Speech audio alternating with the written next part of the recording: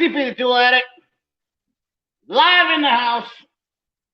We are going to do a little chit chat on Friday night. Feeling all right.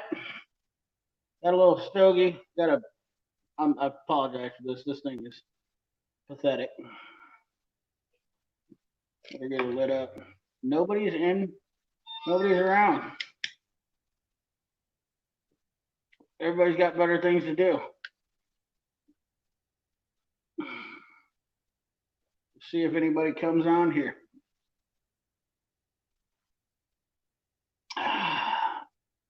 Hello. Whoa, what's up? Look at that. Everybody just jumps in there in no time. Mike Swindell, Nick Pixel, SNES Jedi, Pat Paulson. Good Lord, man, we got a bunch of them. Corey, what's up, man? Everybody, how's it going? You know what I really wish is live streams were more like interactive. I don't know. You had to like push a button and people could talk. You know? What's up, Mark? How's it hanging?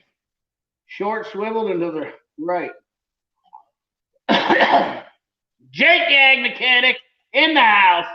The one, the only, Big Jake.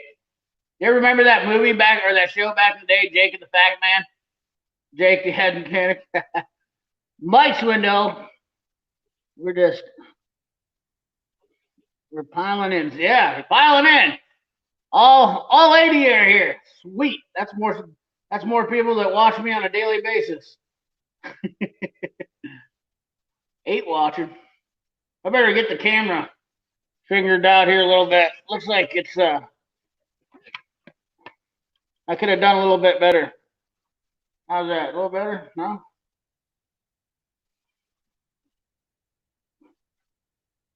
What's up, NT?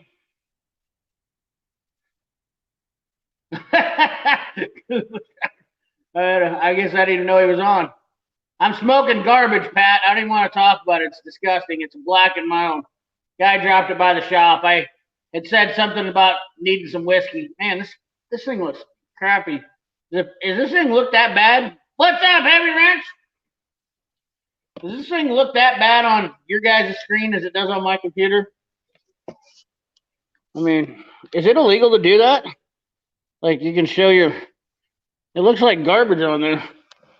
It's got to be kind of weird. See if we can get a little better.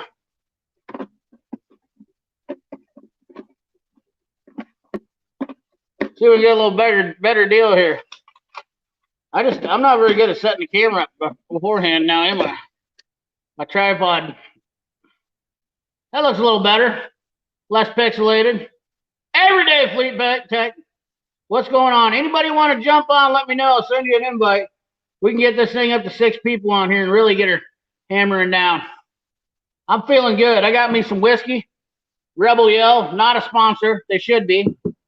Love that stuff. Ain't had a drink for almost 2 months. Not that I didn't want to. I just didn't feel like it. That's how I go. I'm not a true alcoholic. You know, the other thing is my dad always told me, if you drink alone, you're an alcoholic. So I was sitting here and I was like, man, I really want to drink, but nobody's here. Hunter Skinner's in the house. Big, bad Hunter Skinner. What's going on, man? And my dad says, you know, you can't drink alone. So I thought, well, if I get on live stream, technically I'm not drinking alone, right? I mean, we got 10 people in here. So I'm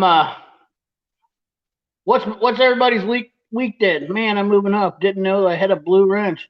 Yeah, NT, I gave a whole bunch of people who are loyal watchers blue wrenches. I don't care. What the hell? I didn't give Mike Swindell a blue wrench. He needs a blue wrench. If I know your name and you've been on my chat before, I give you a blue wrench. I mean, you're that cool. Having a cold one, Mike. I love it. Love it. I guess until the way I figure it is everybody can have a blue wrench until they screw up. Then I just take it away. It's a lot easier than figuring out who needs one. I don't know the difference. I'm too damn naive. Trying to get myself situated a little better. I don't know. We'll go with that for now. Till it's, don't mind the Starbucks cup. There's no coffee in there. Just didn't have a coffee. What's up, James Lawler? I was polishing my new Icon ratchet. Well, God damn it, Rat Trap.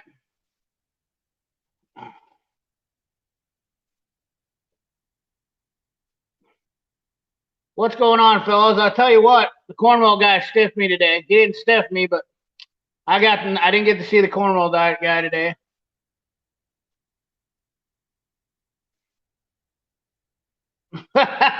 Nick, don't get a divorce. It's way too expensive.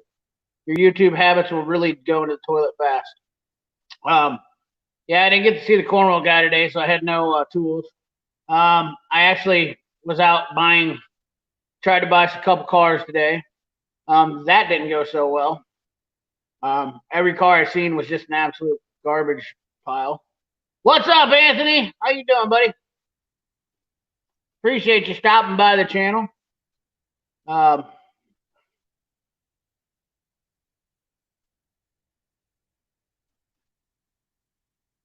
find I like Cornwell trucks less and less.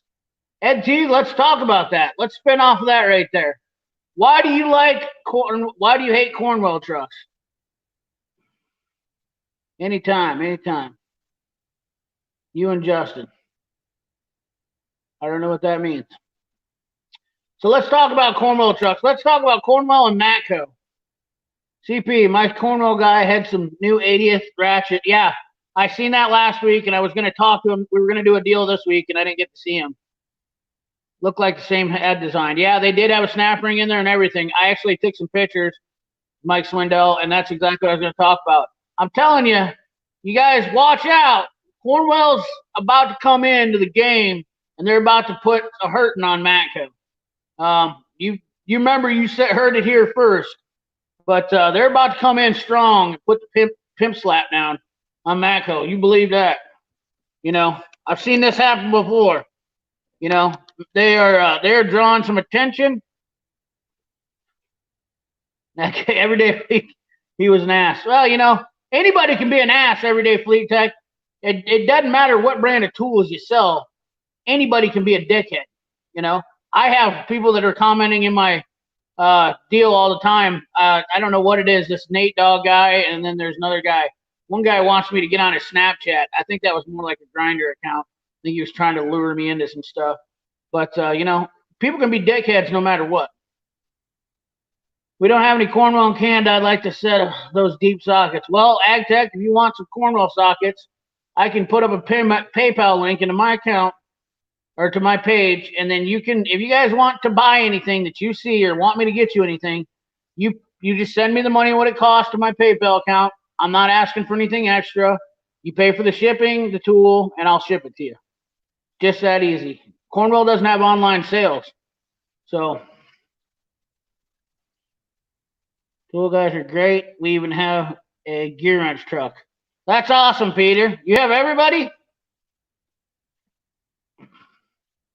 Yeah. I'm pretty sure this guy, what was his name? I'd like to find his account on my deal. He had you guys have to look at one of my deals. He posted a reply. It got flagged. I want to say his name was something or other. I don't remember. Something. I think he was trying to lure me into a Grindr account. He said, get onto my Snapchat. And I don't get, the best thing is when somebody calls me fat, I find that just absolutely incredibly that you would literally hit the all-time lowest of dumbest people in the world. I mean, because that's like calling Stevie Wonder blind, You called me fat and the guy's blind. I mean, it's obvious things. Like, oh, let's pick out the obvious. Screw being creative. And I've said this before. That's awesome, Peter. Not that I hate Cornwell, I'll just find more stuff I like in other trucks. Well, Ed, if you like Matco stuff, then you would love Cornwell, technically, because Cornwell has changed their direction. I think they were really trying to stay Cornwell-based before, and I think Cornwell is taking a new direction. And I think that's what's caused some of their old dealers to leave, and now they're getting new dealers. And I think Cornwell is actually, they might be, I'm not saying I'm not saying I'm in love with them, because I'm not really in love with them because they don't really. Oh, there we go. Look at that. There we go. That's better. I feel like I don't look down on the camera. Rat Trap, the thing about it is, though, is I'm fat, but they're ugly. At least they can lose weight. I'll still be pretty. uh, yeah, I get it done all the time. Keep her going. Starbucks. Remember that, guys. Starbucks. Breakfast of Champions. Ham bones, chicken bones, steak bones. That's right. Hey, Murray. What's up, man? Yeah, I'm in a feisty mood today. My advice a week is almost every pawn shop 20-mile radius. Hunter Skinner, that is great advice. And Jake the Ag Mechanic, I don't mind the comfort grip handles. I've actually realized that after messing with them a little bit, I actually kind of realized that I think they've actually contoured almost as good as Snap-on does. Lone Star Mechanic, Lone Star. Hell yeah, thumbs up to everyone with all 4 tool trucks. It's like the unicorn of tool vendors. I mean, it's the worst thing for your wallet, I promise you that. But it is absolutely the best thing for getting to check out shit. Competition gets stiff. I'll tell you what, fellas, when you get all 4 tool trucks, the competition gets stiff. And people start making deals. So yeah, I kind of got off topic there. But anyways, Cornwell. Let's get back to the topic of Cornwell because Matco's on my nerves lately. And if you guys see my Instagram account, I've been kind of picking on Matco because I don't understand when these people come on and they talk. And don't get me wrong, guys, I love Matco stuff. Okay, this isn't about me hating on Matco. This is me about telling the truth about Matco. Just being honest, giving my honest opinion, and exactly what I see from the inside out. Hey, Michael Jones, what's up, man? Doing great. I have all 4 in gear wrench. Oh, Ed T's he's got the mecca of tool trucks there. Dude, that means that you literally get a tool truck every day of the week, right, Ed? Or some twice a day? God damn, that's ridiculous. Nice, Peter. You got a new Maximizer card or an MB199UC? Bill Beckett's in the house. What's up? Bill Beckett, you just have a Snap-on truck in your shop, don't you, buddy? Still got that guy there? Southern California. Well, that's why right there. Look, you guys are rich out there, but you don't get any guns. I don't think I can handle living in Southern California for having 5 tool trucks. I'm sorry, Ed. I'm out. Corey UT, what's up, man? Not a fan of their ratchets. That big master ratchet wrenches, they were good. There's things in every tool truck that are not good. Oh, Peter, that's awesome. I'm jealous. That new Maximizer, it's not really new though. It's been out for a while. But that Maximizer is literally the best bang for your buck. Let's talk about that for a minute too. Why I'm leaning really hard on getting a Maximizer. So I've compiled all the data that I could and tried to find a toolbox that had as wide a drawer as a Maximizer. And guess what, guys? Nobody did. Nobody's got a max drawer that trumps the Maximizer. And if you look at everybody's Snap-on, Epic, most everybody's tool reviews, the Matco has the smallest by all means. 50 inches wide, 49 is the actual specs on it, inside diameter. Matco has the smallest one. The Maximizers, there's 2 different styles. One is 61 inches wide, and the other is 67 inches. That is massive. Snap-on crying so much. You should have just beat him hard. I'm like, that's how I feel. Give a thumbs up, CP. Yeah, thanks, AgTech. Hey, CP, did you see Jake Ag Mechanic? Yep, I sure did. I gave old Jake a thumbs up. I sure did. I was all over that like chocolate on cake. MB199UC came with at least 6 drawers or 7. Lone Star, that definitely seems to be the sweet spot for a cart. 6 drawers is definitely the sweet spot. And I definitely looked into that too. The Maximizer cart for $2,500, you guys can't beat it. Mac Tools, I'll tell you what, here's the thing about Mac. Back in the day when I was buying tools, religiously before I started buying tools religiously again, Mac had Mac didn't. They had a period there in the late 2000s, so I had kind of gotten away from buying tools. I'll be honest with you. In fact, there wasn't any really tool trucks to really buy, and I just buy a few things here and there. I got excited about buying tools again, 3 years ago, started buying a few things here and there, and was watching videos, and then I decided to get jiggy with it. But hopefully I'll have it out by next week. Yes! AgTech 45 is getting in there. I love it. Appreciate it. Snap-on stock today, a scary dive. The news of the hazard fraught, zero interest credit. The Harbor Freight, zero interest. Well, here's the problem, SNES Jedi. That Harbor Freight zero interest credit card is only available at 3 stores across the nation. You can't even use it at any other ones. I did see that. It's pretty much useless still. Much like a lot of their tools, it's useless. So I wasn't surprised. Bill Beckett, that's because he has 2 giant Rebel boxes, though. So he has a place to put his tools where I don't right now. I'm all out of room. My cart is just stupid packed. I just kept bringing shit in. I thought my biggest problem was I kept bringing shit in if I needed it one day, and I never took it home. I needed to take some of it back. Yep, exactly, Peter. I mean, they're wanting like $5,500 or something as MSRP on a Epic. It's just dumb. I just got a Harbor Freight credit card. No, I didn't. Hey, I mean, if you got it for 0% interest, go by all means. I hate to talk like I give a shit about Harbor Freight because I really don't. I mean, if anybody wants to buy Harbor Freight tools, they're more than welcome to.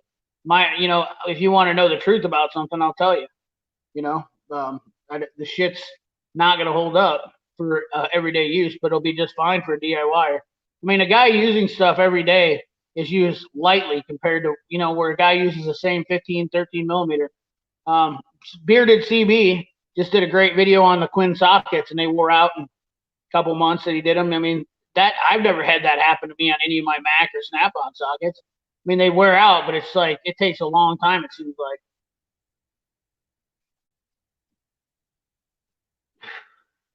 Wow, I slept on an Epic Car Freight. Shit, you should have brought that thing and traded it in for a brand new Mac box. Hello, Garbage freight, exactly, Marie. I'm Dave Ramsey. I got no credit cards neither, SNES Jedi. All about that no credit card life. Cash or ass. That's the only way I do it, I guess.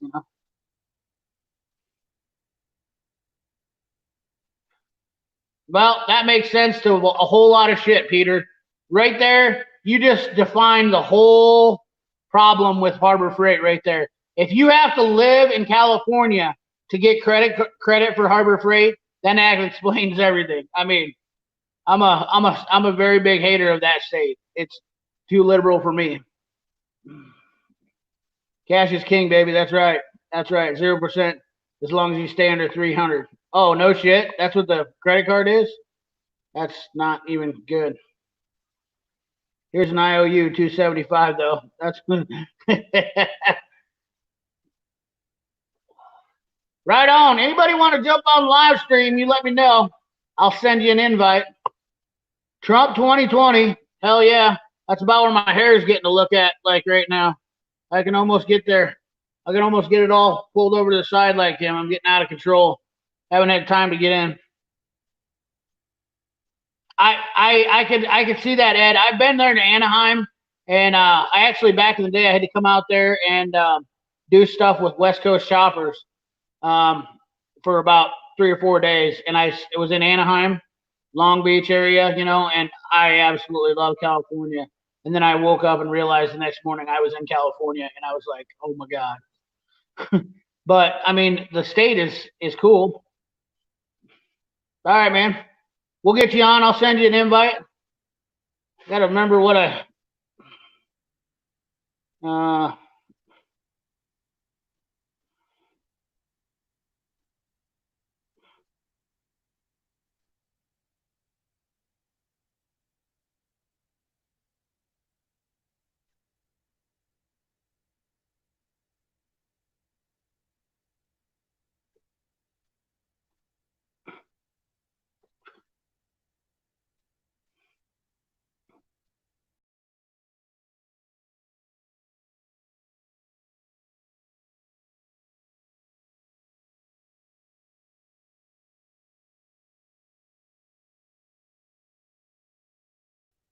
Wow, that was scary. You guys thought I left.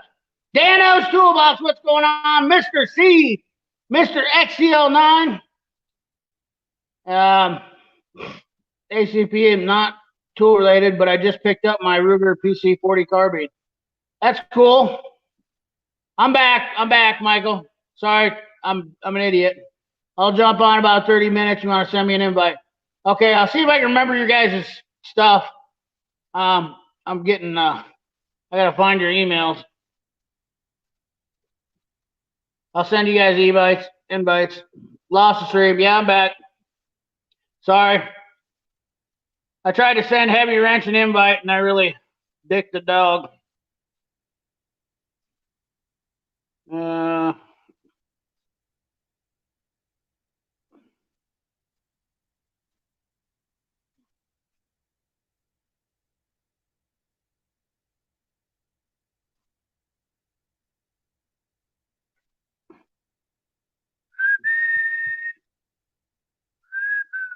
There it is. There's the email. There's the email. Okay, I got Phil's now. I'm gonna send Phil an invite. Don't let those ashes fall. Oh, I already burnt myself. Oh, I did that when I was doing that toolbox tour. Never told you guys about that. Hey, what's up, Autobahn Dan? How's it going? First time on the live stream, brother. God,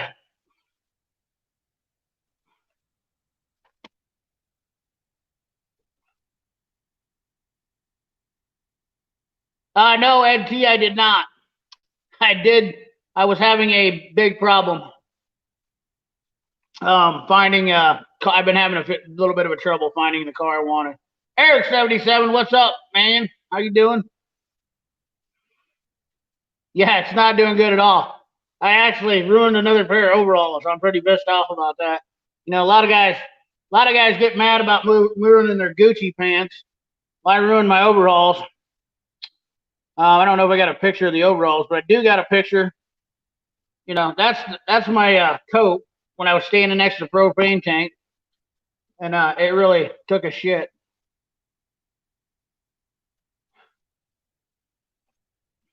I felt it burning, and I was a little bit warm. I was standing there talking about the toolbox. That was the first take, and all of a sudden I smelled something, and my back and my leg got all hot. It was not good. We're gonna get a few people on the live stream here, have a chit chat. Just shoot me an email if you want in. Send you an invite. I think we'll try getting. You know, I've got Heavy Wrench and Everyday Fleet Tech in a little bit. Diabolical 58, what's up, brother? I've got a crappy cigar. I apologize. Black and mild, not nothing to be. Oh, trust me, that would it was like I was like, what the hell's going on? I don't think it would actually make I don't think it would make YouTube what do you call it? Monetize, or I don't know the deal. All right, hey, hold on a second. I'm gonna send you a deal here. Michael Jones, I will send you an invite. And hit that like button. Thank you, Ken Hamilton.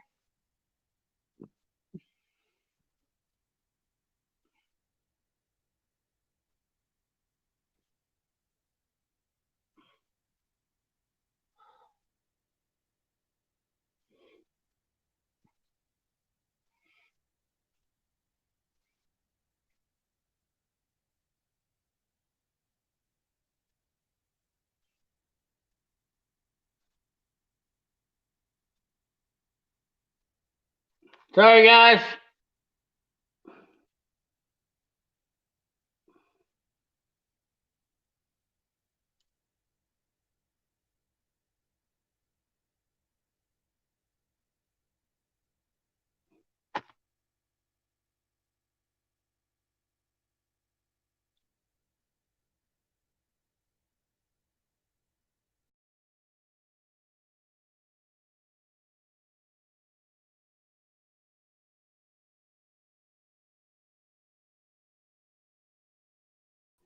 Oh man, I'm terrible at this. I apologize.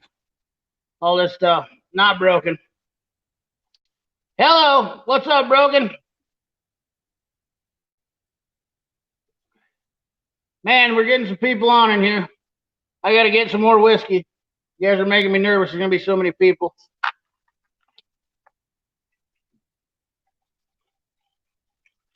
Just curious, Autobahn, how was your day today? I've been getting a lot of BMWs recently. I might have to pick your brain on some stuff. You very good with some of the BMW diagnostics, or you just do mostly the heavy line stuff? Because I've got a bugger of a, I got an M3 X5 X6. It's got a slight jerking issue. I'm thinking it's a transfer case. I work at an independent shop, Eric 77. This isn't a diesel though. This is a BMW. This is a BMW M3 X6. Like you were single. Hey, I am single. Beat that thumbs up like yours. I'm gonna have to shoot you some messages one of these days. I used to work at BMW dealership back in the day, but it's just uncommon problems that I think I'm getting a few nasty ones. Diesels, that doesn't surprise me. I didn't even know that BMW. I guess I really never even paid attention. I didn't know BMW had a diesel. Who are they? Are they BMW's diesels? Or are they somebody else's? I'm in Des Moines, Iowa. Michael Jones. Right now, specifically, I'm in Windsor Heights. I am so I'm in a 2-bay shop right now. We got Heavy Wrench coming in here, I think. Heavy Wrench. Hell yeah, there he is. I can't hear a damn thing. Oh, I got something. You there?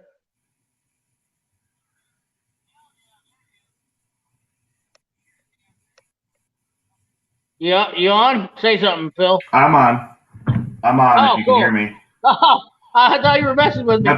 No, I was waiting. I was hearing a whole bunch of backfeeding going on. Oh, is there? Still getting backfeed? Yeah, I was hearing backfeed. Yeah, it might be some echoing from my shop. I'm locked up on the screen. Yeah. On the way, must be going to do some snowmobiling, huh, Jake?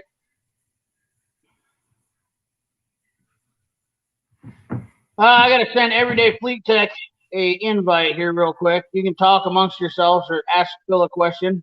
Phil's a pretty good dude. If you guys haven't checked out his channel, he's got a sweet channel. The Heavy Wrench. That big stuff is really a completely different ball game. Just big and heavy and gnarly. The time in Iowa right now is 9:06. I should do that on the hour, huh, Bill Beckett? See if I can. I gotta find Everyday Fleet Tech stuff or deal quick. How's everything going for you this week, Phil? Everything's doing good for me. I'm trying to figure out my headset here. Oh, okay, that's all right. And do a better job there. I think we're good now. Are you there? All right. Yeah, I can hear a little better now. I'm not hearing nothing. Nope, got some feedback. You're not hearing anything? Microphone, speaker.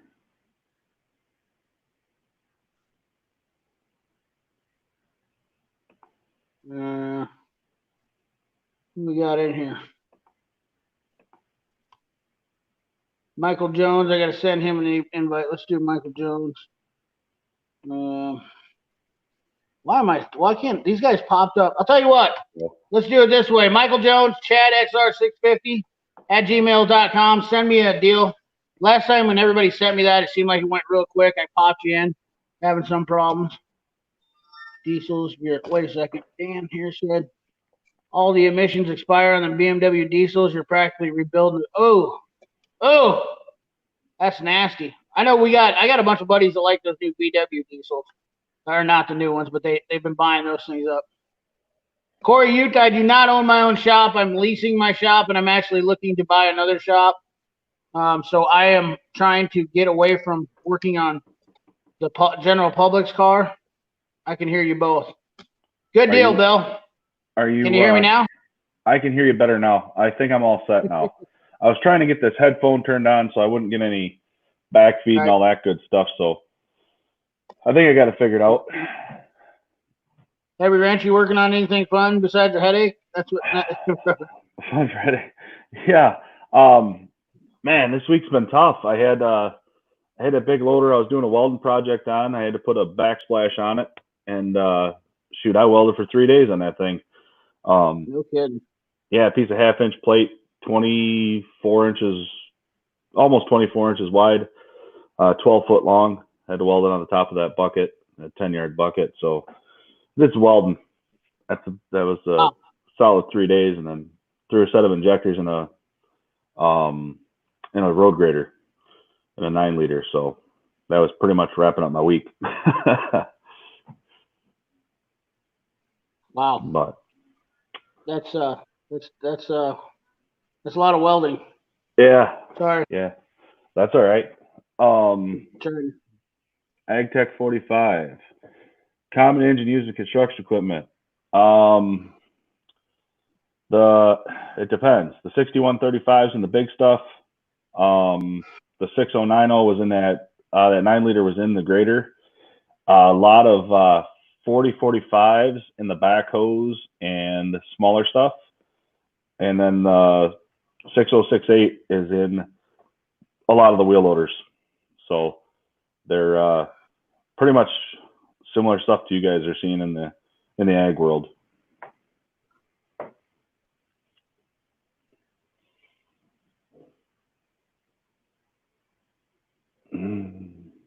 You still there, CP? Kind of froze up for a second, but you might be doing some different stuff. James Lawler.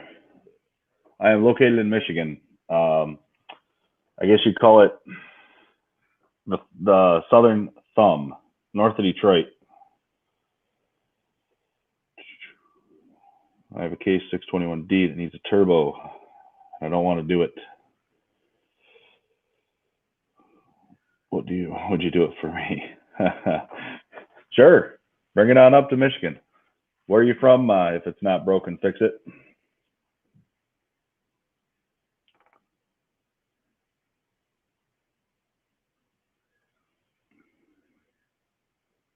Yeah, I don't know what's going on. Jake, is CP froze right up? Am I still talking, or am I still? Is everything still going through? Oh, you must still be able to hear me. Fort Wayne, Indiana. Right on. That's not too far away. I'm at the other end of 69. I guess if that makes sense to you, from Fort Wayne. All right. What else we got? Nick Pixel, thank you. I want to thank you specifically for the microphone video you put out. I thought that was phenomenal. I'm about 3/4 of the way through it. Haven't made it all the way through it yet, but I've taken a lot of stuff. You are truly a good channel to follow if you're getting into YouTube. That's for sure. You definitely have a lot more knowledge than I think you let on, to tell you the truth. Pretty smart guy the way it comes to this stuff. I think CP's back. He's back. Thank you. I was hidden around down here. Don't worry. I was hiding out. Don't worry. I figured I'd let you have your own live stream for a minute. I was just doing your channel justice, trying to, I mean, that's awesome. Now I can hear you. I can call myself the Heavy Wrench, but it is what it is. I was digging it. I was like, you know what? There's no better way to put a guy in a spotlight than to just give it to him and let him roll. I mean, why not? Heck, I mean, I'll promote your channel too. I don't care. I'm not that bashful, so I just I think that's Me what neither. I mean, I'm not that great to like watch. I mean, I'm not pretty. I'm not charismatic. I don't really have a whole lot going for me, but I'm just not scared. And sometimes I can What make fun of myself and laugh. What do That's you all there mean? is to it. I feel like I'm in great shape. Round is a shape, man. I am round. That's I've good. got this round, nice little. It's fat guy friendly weather out here. I'm digging it. I see you. You look like you're in a garage or a shop, and you're wearing a t-shirt. Yeah, I'm in my or shop. a light shirt. Yeah. I mean, this is the weather, man. This is the perfect weather. We're not sweating. No, I don't ever wear anything heavy because it doesn't matter. I'm like a polar bear. Yeah. Like Yeah. Do you even wear a jacket? I have a long sleeve on. Yeah. I have my winter camo on. But I don't ever wear anything. I don't wear a coat all winter long. I mean, because I'd literally I work all winter or summer long to build up my tolerance. Yeah. I could jump on, send me a link.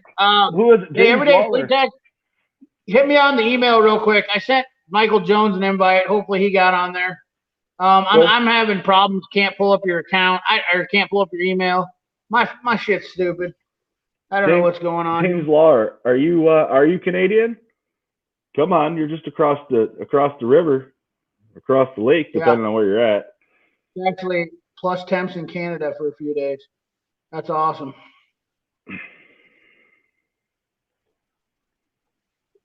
So is a bowling pin. That's right. You know what though? A bowling pin's a hell of a lot easier to knock over than I am. I promise you that. I did wrestle for a couple of years. You do know that Iowa is the king of the capital of the wrestling world, and a lot of people have literally. I've surprised a lot of fellas before. I don't go down easy. Well, pretty spry. I'm not as spry anymore. I guess now I'm 41. I did noticing that I'm not near as nimble. I fell down in the shop here a couple weeks ago, and that was like the first time I really got demoralized. And I was like, God, I was like, my reactions are definitely slowing. I was like, it's a sign of old age. Yeah, you are from Iowa, which is the wrestling state, that's for sure. Oh yeah, I mean, I've met Dan Gable and Hale Sanderson. I mean, I know all the greats. I grew up going to Iowa. My cousins wrestled Iowa. I mean, I literally ate, breathed, and slept wrestling. That's all phenomenal. You do. Yeah, I mean, it was just. No, I didn't get. I mean, you can be a great Iowa wrestler, like at the state level, at high school level. But to be a great wrestler at college is like completely different level. It's like beyond NFL shit too. That's the worst part about it. It's like you ain't even nothing. Like, I mean, I know guys that won 2 state championships and they went to college and they just like lasted like 3 months. Hard Knocks, what's up? Really? That's What's a woman's up, job. Knockers, you want to get on? I'll send you an invite. Email sent. All right, cool. Let me try to invite every day. I'm going to turn it back over to Heavy Wrench again. Look at all these Canadians on here, man. I love it.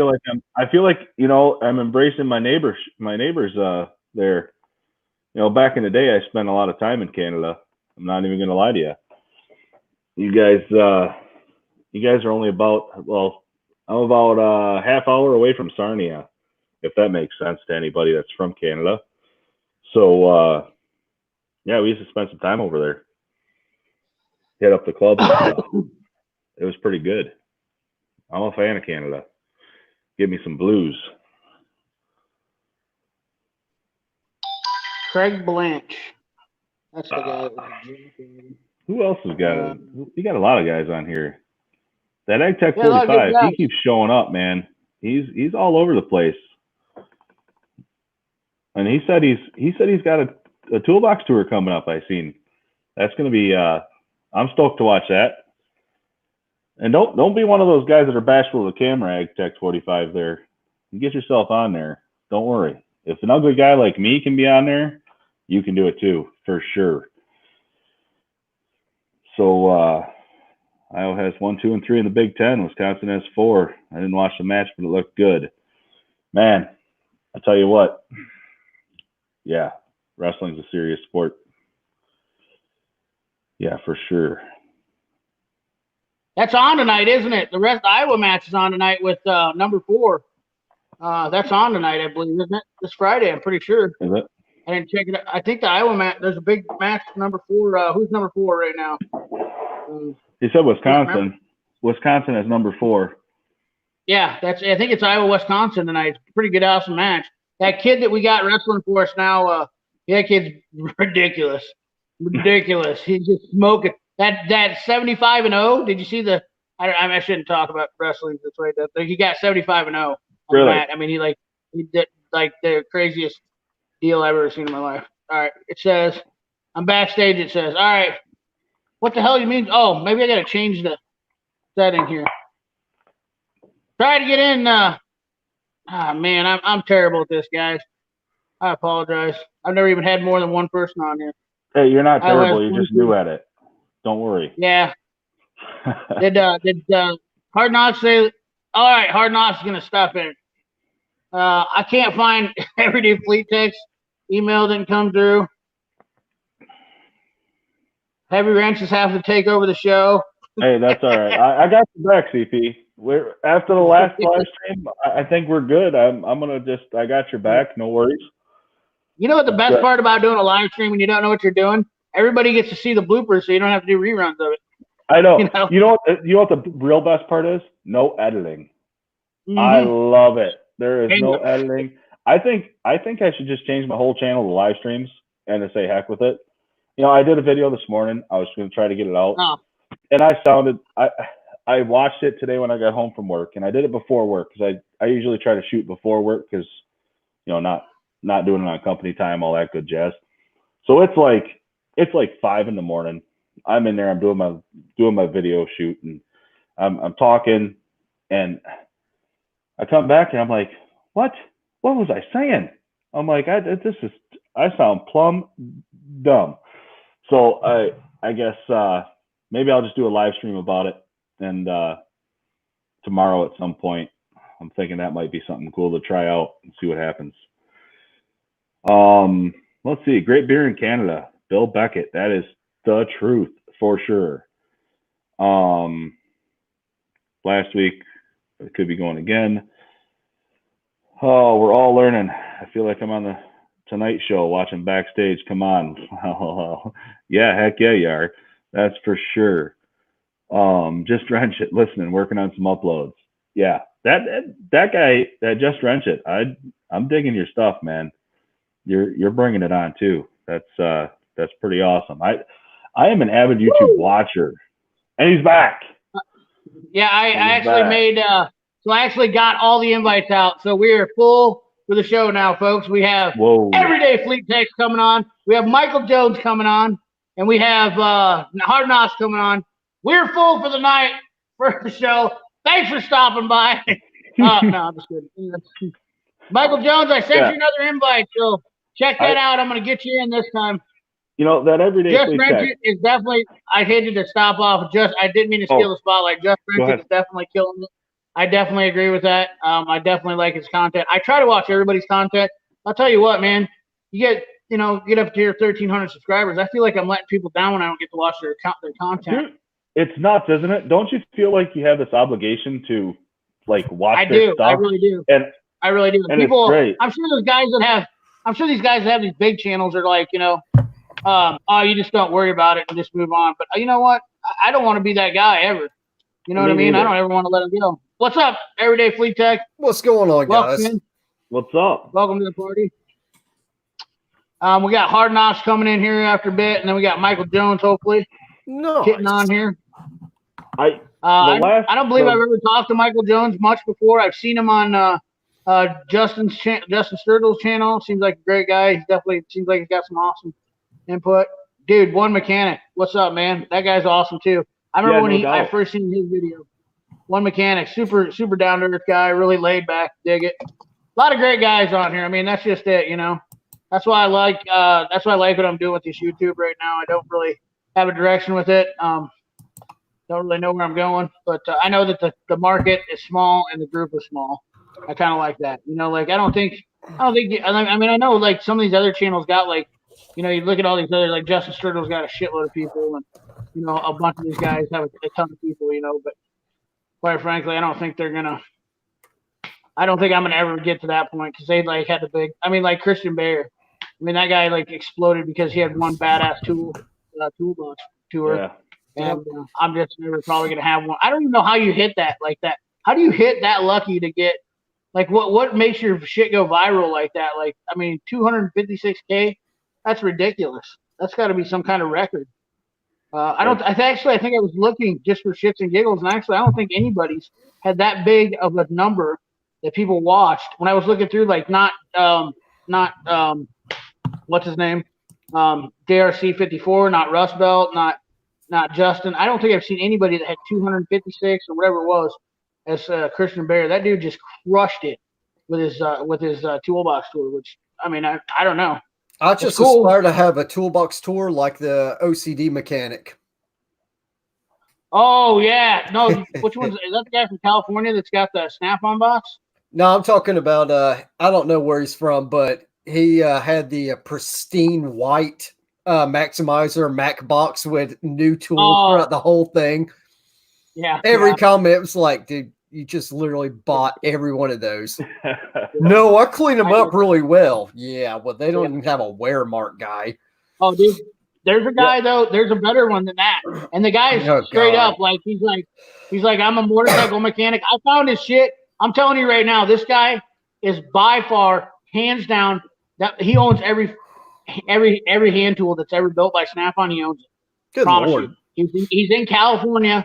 I can't remember his name. He doesn't even have that many videos, but he's a motorcycle race mechanic, and he just has fun, and he does RC cars. And his channel for RC cars is like 10 times bigger than his tool one. So he doesn't give a shit. Yeah, and he's got the baddest ass toolbox tour. If I can find that thing, you have to check it out. I mean, I couldn't stop watching because he is so meticulous about how he laid out everything. I mean, that dude literally, and not only that, he built a badass bench, like the tabletop raised up. I mean, just intricate. He's just one of those guys that, that's like really engineered, kind of, like he's really engineered, mindset, and everything's just got to have he built a cart especially. I mean, dude, he bought a Snap-on. He bought a Snap-on top for his toolbox because he ran out of room, and so he couldn't get the money out of a stainless steel top. So he just built a bench for it, and then he built a custom Snap-on cart. Then he built the drawers that go on there. I mean, everything he did in his garage is just like every guy's dream. No, the garage is not big enough, but I mean, like he has a badass vise in there that he redid. Cool guy. I talked to him a little bit. Cool guy. I can't believe nobody's heard of this guy. I can't think of his name. It's like Shiloh or something like that. So I just stumbled across it one day, and I was just dumbfounded how clean this was. His garage isn't 100 by 200. No, he's got like a 24 by 24, but he literally has more. The tools in the garage are worth more than a 50 by 50 Morton building. Oh yeah, more than likely. Yeah, all I know is I spent a boatload on that today. Oh yeah. No, you spent money well worth it, I think. I think so. Yeah. Also, the one guy at the shop bought it probably a couple months ago now, and I haven't really had a good chance to sit down and mess with it yet. I've been doing too much mechanical repairs, but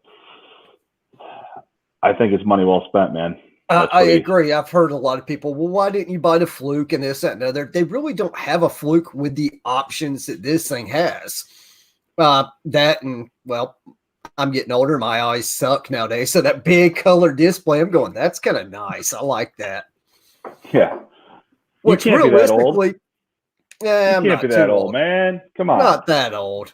I mean, you had a retirement video the other day come on, and I'm like, man, if you got your stuff stacked like that, man, you are all set. That's awesome. That was a good video, by the way. I appreciate it. Yeah, no, thankfully, when I got into it, I was beat into me basically from the time I was 16. Put away minimum 10%. Every paycheck, minimum. And so from the time I was 16 till now, when I've increased that throughout the years, every time I get a raise, really, I automatically just up my contributes to 401. And I really don't miss it. So why not? Yeah. But yeah, the main reason why I got this is I All right, you work on Well, heavy you know- equipment, so I'm not sure if you'll if you have anything like this. On a lot of like the aircraft loaders, stuff like that, when I'm adjusting the like pressures and stuff like that, on certain things, it's all done through a electric board. So you have to have your multimeter connected to it while flipping a switch while trying to adjust. So it usually takes two people. I'm going with this. It's got the Bluetooth, so I can just read it on my phone, look at it, and do it myself, and just get rid of anybody Get rid of trying one more human error. Yeah, exactly. And that's huge when you're talking. Dude. I mean, just the lag time between, there'll be times where I'll be adjusting a set of pumps on an excavator or whatever, and I can't have the gauge sitting right there where I can. Yep. And I'm yelling up to the guy in the cab and going, okay, yeah, hold her over relief, trying to adjust it. And I'm like, yep. By the time I'm reading it and tweaking it and just trying to, because I don't know how it is by you, but everybody in Michigan is like, you want to run that baby on the ragged edge. They want them tuned right to the, can't we go 10% over the spec? Like, yep. Come on, man. The problem that I'm facing right now is it's the coworkers that I work with, and some of it's not really, I can't fully blame them because they were never pushed. The new guys coming in, they have the I don't want to do it mentality. So I'm going, kind of your career. You got to learn this. And then you have the older guys when it comes to adjusting these pumps. They did not mess with any electronic gauges or anything. They went by the old needles and just, if it's not doing this or it can't get to a certain point, we'll just bump up the pumps a little bit. It'll be fine. I'm going, no. You don't. When you have a manifold and it's trying to run different solenoids and everything off of what these pumps are doing, a little bit, you have just screwed every other setting up. You're asking for problems. It's a domino effect, and you can mask things. And I had I was putting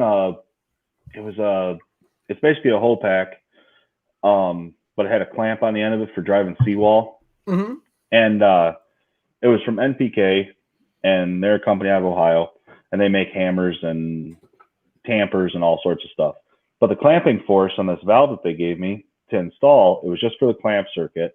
And they wanted to hit 3,500, 3,700 PSI on this clamp.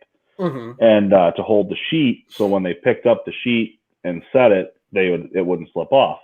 Sure. And I couldn't get that pump to stroke. And then they actually sent an engineer up and came out. And I'm like, hey man, it's either, and it was an older machine, but I'm like, it's either the pump has too much leakage and your valve isn't feeding enough LS pressure, or your valve isn't giving the pump enough LS flow to overcome the internal leaks, and like there's something going, and it ended up being the valve wasn't capable. Yep. So we ended up having to redesign it. It was pretty, it was pretty wild. Yeah, Mike Jones. Hey, I'm here, guys. There he is. What's up? You got me now. We got you. Yeah. Michael Jones, it's a pleasure and an honor to meet you. Well, glad to meet you guys too. Definitely a pleasure, man. I'm out here at my Napa store right now. There you go. Oh, nice. You have an Apple store? Yes. I have. I'm a FedEx contractor, and I also own my own Napa Auto Parts store. Nice. Holy shit. Well, at least you'll be able to busier fix than your one-legged cat in a truck pretty sandbox. easy. What was that now? No, sorry. I said you're busier than a one-legged cat in a sandbox. That's right. I'm as busy as all those politicians running out in Iowa right now. I ran into Tom Steyer. Not a good interest. They brought the Secret Service out on me. Whatever his little bodyguard guy. Not joking you. That truly happened. I was gonna take a picture. I got out and I said, literally, if you don't get off my YouTube channel, I'm not voting for you, but I'm gonna lobby against you and run you out of office. He's up the street here at the Hy-Vee. And the guys thought I was going to attack him, and I was kind of joking. I was test driving a customer's car. I was working on this BMW, and I went up there, and I seen the bus, and I go, oh, you son of a bitch. I was like, oh, you son of a bitch. And I Problem pulled was, up there and I pull up next to the bus and I look in there and I kind of was like, hey, and they were like looking at me crazy. And then like some guy got out and I go, is that idiot Tom Steyer in there? I go, tell him that he could just move on down the road. Ain't nobody interested in his garbage. And then a couple other guys come off the truck and they're like, sir, you're going to have to get away from the bus, blah, blah, blah. And I was like, well, I ain't a terrorist. I mean, like I didn't go, you had your MAGA hat on, didn't you? yeah, oh yeah, yeah. I can't stand the guy. I really can't. I really don't. I mean, I hate that guy. I've never really like, there's a few people in my life I really dislike a lot. I shouldn't say hate. Hate's such a strong word, I mean, I really don't know him, but I dislike him a lot. Like he's almost as annoying to me as some other people that I get annoyed by. But he's on the YouTube. Every time you're watching the YouTube and that ad comes up, and he's like, "I'm Tom Steyer, vote for me," and it just like, whoa, makes me just. We don't get it down here in North Carolina so much yet. We will in a few months when the South Carolina, I think when the Super Tuesday comes in, we'll get inundated with all those ads and everything because they're all down here. Right now, we only get a few from Tulsi Gabbard and a few of the others that are kind of low bottom feeders right now. Yep. But we're getting bombarded with Bloomberg ads all over the TV. Oh my, yeah. Everybody. There's another one. That guy's getting hot. Yeah, he's trying to buy the election. He's He's got the money. He can waste $30 billion and won't even be like you and I buying a Big Mac or something. Yep. Yeah. Yeah. And so the politics game is going to be sickening. I'll tell you what, we should just go ahead and announce this right now. If all of you guys get tired of ads and whatnot, we're just getting into it. And I'll tell you what, right here in Iowa is the worst goddamn place to be in the whole goddamn United States because we're a swing state. And they literally come in and they won't leave us alone. And then, so I'm getting it hit now, but then, right before the election starts, they all come flooding in every single day, and it's just stupid. It's just absolutely dumb. I want to ask you one question, CP, since you're from Iowa and everything. I thought it was real funny yesterday that I think they said Biden had 75 people in his little place he was at. Buttigieg had maybe 1,000. A couple of the others had 50 here and 75 there. And then Trump had 20,000 people show up for his thing in the Coliseum. So I said, wow.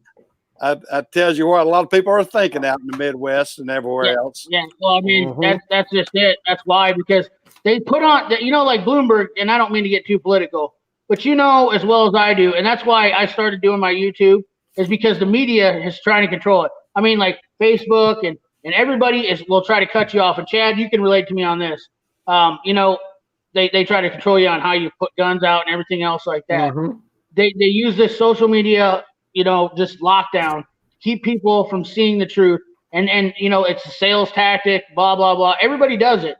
They use that to shut you out from seeing the truth. When somebody starts saying something or showing the truth, everybody's like, they discredit them, tell them that they're, this guy's a liar. He don't know what he's talking about. You got people like Bloomberg, who's the king of doing that. He'll buy the network and fire everybody. We had one news station here in Iowa. Channel 8 used to be, John McLaughlin was a hell of a great guy. He did a lot of stuff with us. He got sick from some kind of deal, and he left the studio. But he kept that news station pretty honest. And now that he's gone, they just went totally liberal. Like, you can't trust anything those guys say every time they get on the news. They'll tell you one thing, and it's not the truth, and you literally have to investigate everything that's said. So, I think the one thing that most people will, most of like us guys here, we all work with our hands. We work with our back. We work with the common people. We're not some elitist, and so many of these people think that they're elitist, and that's the only way that America should vote, and that's the only way America should feel. But there's a lot of people that are just plain hardworking people that want their message to be out there and say, hey, the economy is great right now. It's best it's been in 50 years. I'm one of the old guys. Y'all guys are young. I was around in 1969. I just graduated high school in 1969. So I know what the economy was like in 1969. And we have gone through a lot of transitions, and we don't need to be disrupted for a ultra liberal communist type way. And that's what a lot of people are trying to push us to be, a socialist nation. And there's too many good people out there that have worked hard for everything they've got. And they don't want somebody to come in there and say, we're going to take it away from you. And furthermore, I know you may have seen the guy in Iowa talking. He went up to Elizabeth Warren, I think, and he said, I worked hard. I put my own daughter through school. I did everything the right way. So you're going to penalize me because I did everything the right way, and you want to give everybody a free education. And, for all these people, it's fine and dandy if you want an education. All for it. But I don't need to subsidize your education. And right. And it's definitely, it's a blue collar people rule the world. The hardworking people are the ones that make this world work. Those guys are rich. And I heard somebody else on here say, I never heard a poor man, offer me a job. But the sad part about it is, if you have that mentality, that means that you're thinking that you're not capable of being somebody. Everybody, if you can work next to a guy and own a business and work beside that guy, and not just sit down at the desk and try to make money off his broken back. That's just it. I think everybody can learn from that. Everybody back in the old days. My grandpa, everybody. That guy never sat on the tractor and pointed fingers. He was right down in there scooping shit with the rest of everybody. And we've lost that, and that's what I hate too. I want to be that guy that's bringing that still in. I think all of us that have pulled wrenches over the years, all of us that have actually had to be greasy, come in smelling like diesel fuel, smelling like dirt, smelling, terrible. And you've got out there and you've worked hard, but you're proud of what you've done. We got a lot of people like that out there. And all the tool guys, I love talking to all the tool guys and the people in trucking and everything else, because, this is the backbone of the United States. And that's why I like going on these YouTube channels. I like seeing these guys. I like to hear the guys tell about how hard he has worked and everything. And I'm proud to call all you guys friends. I've chatted with you in the past. You're exactly right. That's exactly what this is all about. And Cali Auto Tech's got a good point. I don't like talking about politics. It's boring. And I don't mean to get off it, but I think the whole basis of what you're getting at, Michael, and I completely understand. I don't think anybody disagrees with you. That's what the camaraderie is about here, is that we're all good dudes. That we all work with our hands. We're all part of America. We're all real salt of the earth type of guys. We're the true people that are left in the world. There's a lot of people that are just trying to make money off of your, of just so much crap. You take an easy road, and it is what it is. So, but now I have a question for you, Michael. I'm assuming because you, wait, okay, sorry, it looked like I lagged up for a second, but I'm assuming because you own a Napa store, you sell a lot of Carlisle tools. Yes. There we go. Okay. All right. I'm in the market for a new 3/8 drive impacting deep well set. I could easily go on my Mack truck, my Snap-on truck. I'm wanting to try something different. What's your honest opinion of the Carlisle impacting sockets? Well, I like Carlisle. Now, Carlisle is a step above your average. It's an import too. It's like a lot of them. It's a value tool, and it's got a lifetime guarantee on it, which is a lot of them don't have. A real guarantee. If you buy from your Napa store and you crack a tool or whatever, you take it back, you get another one in its place. Mm-hmm. And the guarantee you got, and I don't know how far a Napa store is from you, but I passed by 2 of them coming home. Okay. My nearest one's 5 minutes away. Okay. So it's as convenient as a truck. Mm-hmm. And, there's all sorts of mentality on the tool truck. Of course, now I sell in my Napa store, I sell Milwaukee, I sell DeWalt, I sell Carlisle tools, because that is Napa's brand. I sell, I'm trying to think of what else. Lost my train of thought, but Evercraft. Yes, actually, we do. Every- We sell Craftsman too. We started selling Craftsman. That's the other import, basically, you might say. And Napa has started carrying Craftsman, and That's I'm interesting. do what Yeah. now? That's interesting. I got a question about that. And after gear you're wrench. done We have with- gear. We have gear wrench too. Yeah. See, Right. now here's kind of the reason why I'm looking at buying from a Napa. And I know some people, they'll tell me to go to Harbor Freight or whatever. Well, Harbor Freight sucks from get-go, but that's neither here nor there. Everybody knows why I go on a tool truck. The main reason is because I know the guys that are on that truck. I know where the money's going. I know it's going to support their families. It's a Right. small business. The majority of Napas out there are still, like you, a small business. Exactly. If I'm going to buy an imported tool, I feel okay doing that, knowing that it's going to go to someone like yourself or something like that, opposed to somebody that's overseas really known for just being a really crappy human being. Exactly. Well, that being said, I mean, we're like everybody else. I'm a small businessman. I mean, Mhm. of course, everybody says, "Well, small, you've got all this great big Napa store." I'm in debt like everybody else. I also own. My initial business is my FedEx Ground. I've been with FedEx Ground 33 years. I bought the Napa store 2.5 years ago because my local Napa dealer, he was struggling, and he didn't want to put an effort into it, and kind of ran it half-ass. And Mhm. I bought it, and then bought we had a Ford dealership building that the Ford dealership had gone out in our small town, and I bought that building and moved the Napa store out into the Ford dealership, and I've got a 12-bay garage and all the parts and everything else, and we've encompassed everything with that with my Napa store. And so I hadn't opened up the garage or anything yet. I've just got everything's just parts right now, but eventually I may do that too. But I'm like everybody else, I'm a struggling, and I say struggle. If you're in business, you're going to struggle. You're going to struggle day one. You're going to struggle the last day you're in business, because there's always things that are going to come up that it's going to take either your time, your money, or different aspects of the business that most people won't even think about. And people say, "Oh, you're in business for yourself. You got it made."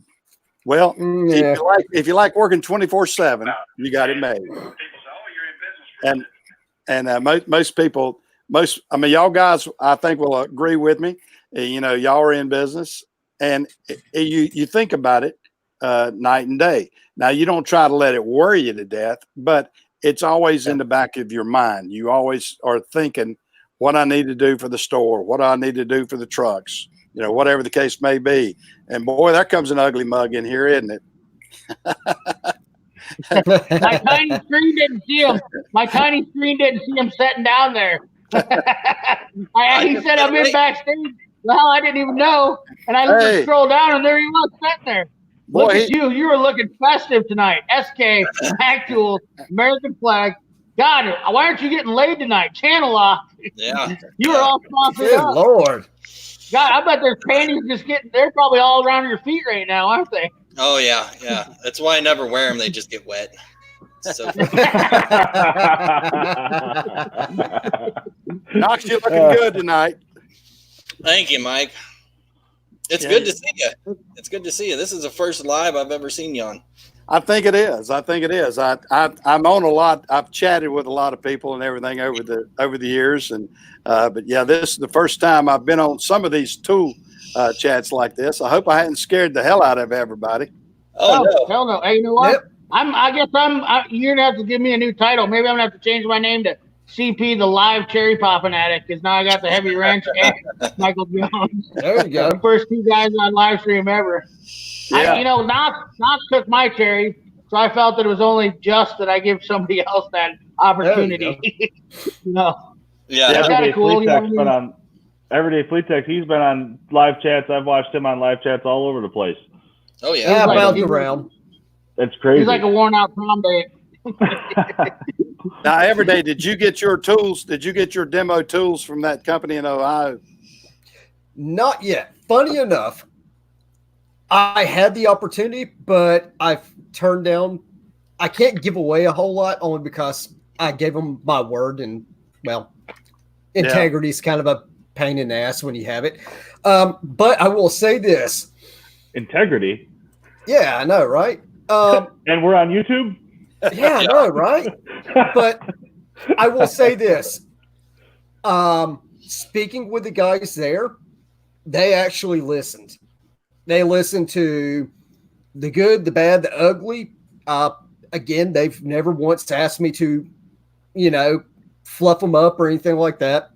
They're going to make a couple of little changes.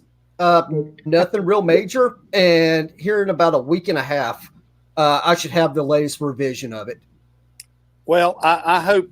Now, this is my opinion, and I know they ran through a rough part there, and I know Justin really ran them down, and some other people have propped them up, and I don't think that they need either way. I think they need honesty, and I think they will grow from it. And I'm all for a U.S. company making it.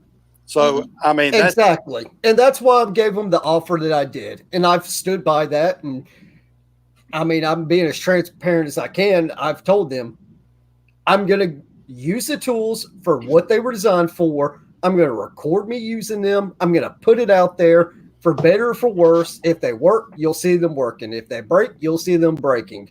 Yeah. That's the best I can do for anybody. Right. And I think that's as fair as I can be.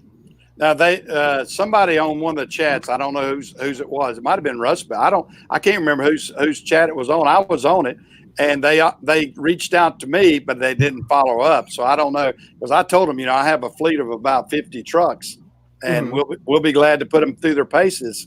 And they haven't followed through on that. Of course, I know they're probably they don't want to get burned and all that sort of stuff too. So, but I'm all for letting a USA company make something, even if they make mistakes. Make the mistakes, correct your mistakes, and and people will give you a chance. I hated to see them getting beat up too bad and called all kind of names on Justin's channel. In a way, Justin's that's his nature. That's the way he likes to do things. But give the guys a break. Hey, if it's bad, it's broken. Say, hey guys, you need to go back to R&D. You need to fix this. My son is an engineer over here for a major company called Baldor that makes electric, motors for air compressors and all kind of things. I actually know of them. Yep. Yeah. Well, my son is one of the lead engineers over here in Shelby, North Carolina, and he's been with them about 25 years. And they always are developing, and they are always changing or making modifications for different customers, and that's what it's all about. I mean, they have issues too, but they get them, they R&D, and then they fix it. Well, I'll tell you point blank. I've had multiple phone conversations with the guys there now. I had a conference call between a lot of the guys there, their lead developer and the founder of the company. And basically, I had to go through like an interview process after all this said and done, because they got a very real and very fast crash course in the ways of YouTube. Right. Yep. They didn't want to get burned. And it's one of them. I think it took me showing, and I showed them pictures, and it took a lot for me to develop, for lack of better words, a trust with them. So they would understand, hey, I'm not wanting anything. I don't want to get anything from you. I want to help. And it took a while for them to understand there was still good people in the world that is willing to help. And that's all I'm wanting to do. And I wish Justin had taken that attitude too. But Justin is a bull in a china shop. Yep. I mean, everybody knows that. I mean, I like him. I like him for what he is. I don't like to do profanity and everything. That's just my take. But if that's his take, that's what he wants to do. I've got a filter. and I filter out what I don't want to hear. Basically, I put my headphones on when I'm around my wife because I don't want to hear what he's saying. But that's just That's pretty awesome. Hey, that deserves everybody who doesn't subscribe to Michael Jones. I don't know if you have any content or not, that deserves a huge like. I will be honest with you. I respect the hell out of that. That is one of the things I've always thought about. I've tried to in my life, but my dad just ruined me with all the F-bombs he drops. I forget about it. But honestly, cussing is definitely one of those things that it doesn't make you more of a man, and it makes you more of a man to not cuss sometimes, in my opinion. Yep. And that's pretty cool to hear someone say that. I respect the hell out of that a lot. Exactly. Well, I will relate back to what my parents taught me, and my mother. She told me, she said, "Son, every time you use a cuss word, you lower your IQ 10 points," and that's. So I always kind of thought, I said, I don't have that good of an IQ anyway, so I definitely don't want to lower 10 points. And so I grew up with a mama very similar to that. Yeah. But cussing is one of those deals where, they say people are more honest when they cuss. So, it's a catch-22 sometimes. That's what I think about. I'm like, yeah, it's okay. I cuss because I'm just super honest. But, I try to be the guy that's not cussing because I know that there's nothing cool about it anymore. When I was a younger kid, and nowadays I think it's really changed because I think we need to get back to that distinguished attitude like back, in the day where it was you were more respectful to people and try not to say that and stuff like that. But yeah, it's different. But I don't want to paint a picture that I don't say cuss words. I can let them go as good as anybody.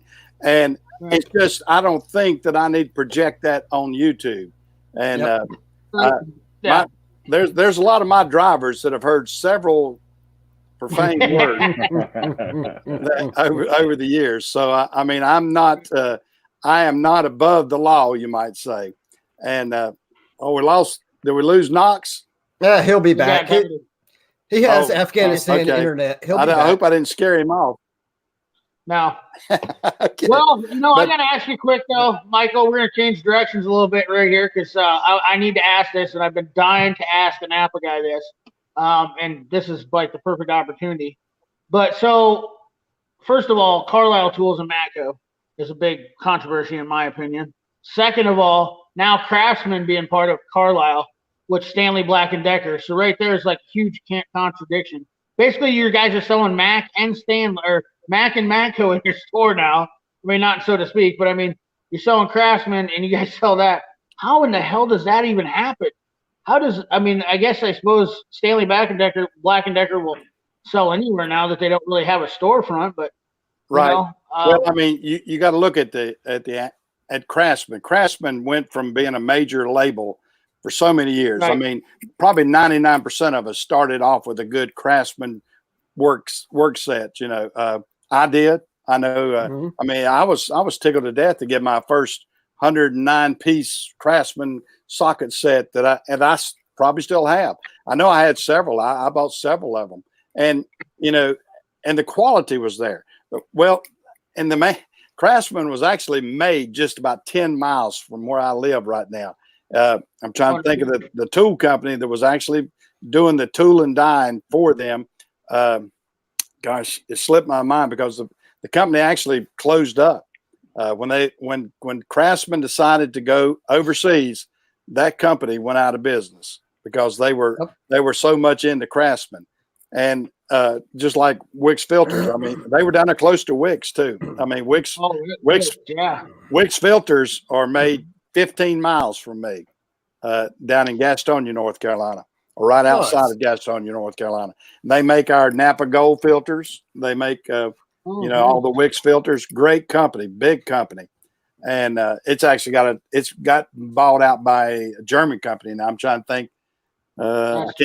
I can't think the name of it right now off the top of my head, but good and tight. Do what now? Good and tight. Yeah, it's gonna be Datsun. Yeah, No, Yep. but Man.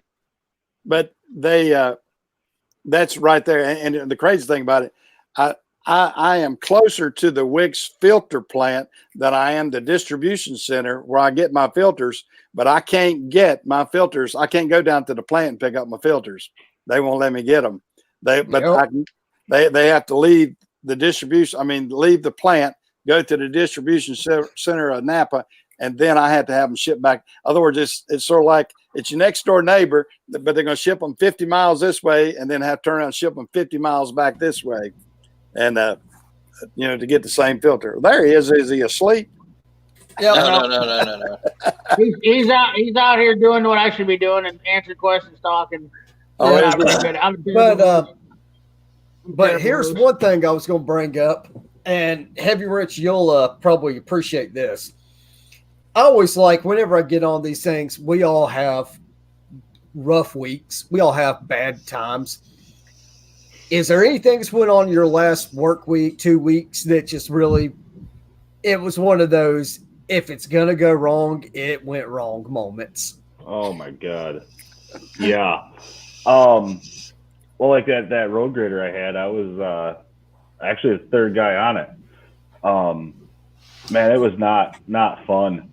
I have to give John Deere, they have what they call DTAC, where you can submit a case and then the factory contacts you back or whatever. Going through their process, man, with this road grader, it kept throwing a DPF plugin code too soon. And then by the time you go out there and do the regen, it'd be fine for a while. About 40 hours later, it'd want one again. What was actually happening was they made me do a compression test, actual mechanical compression test ended up being, and then found 2 cylinders a little low. But them cylinders are getting washed by the injectors. And that DPF on that IT4 engine was covering up that plume of smoke that would burn your eyes, like we always would see in the past. Like, hey, dude, you need a set of injectors in that thing. Now we ain't seeing it. And then come to find out, I was washing them cylinders. They were a little lower than you'd really want, but still fine. I mean, they still had 350, I think. So they weren't bad. I mean, it was not junk by any means.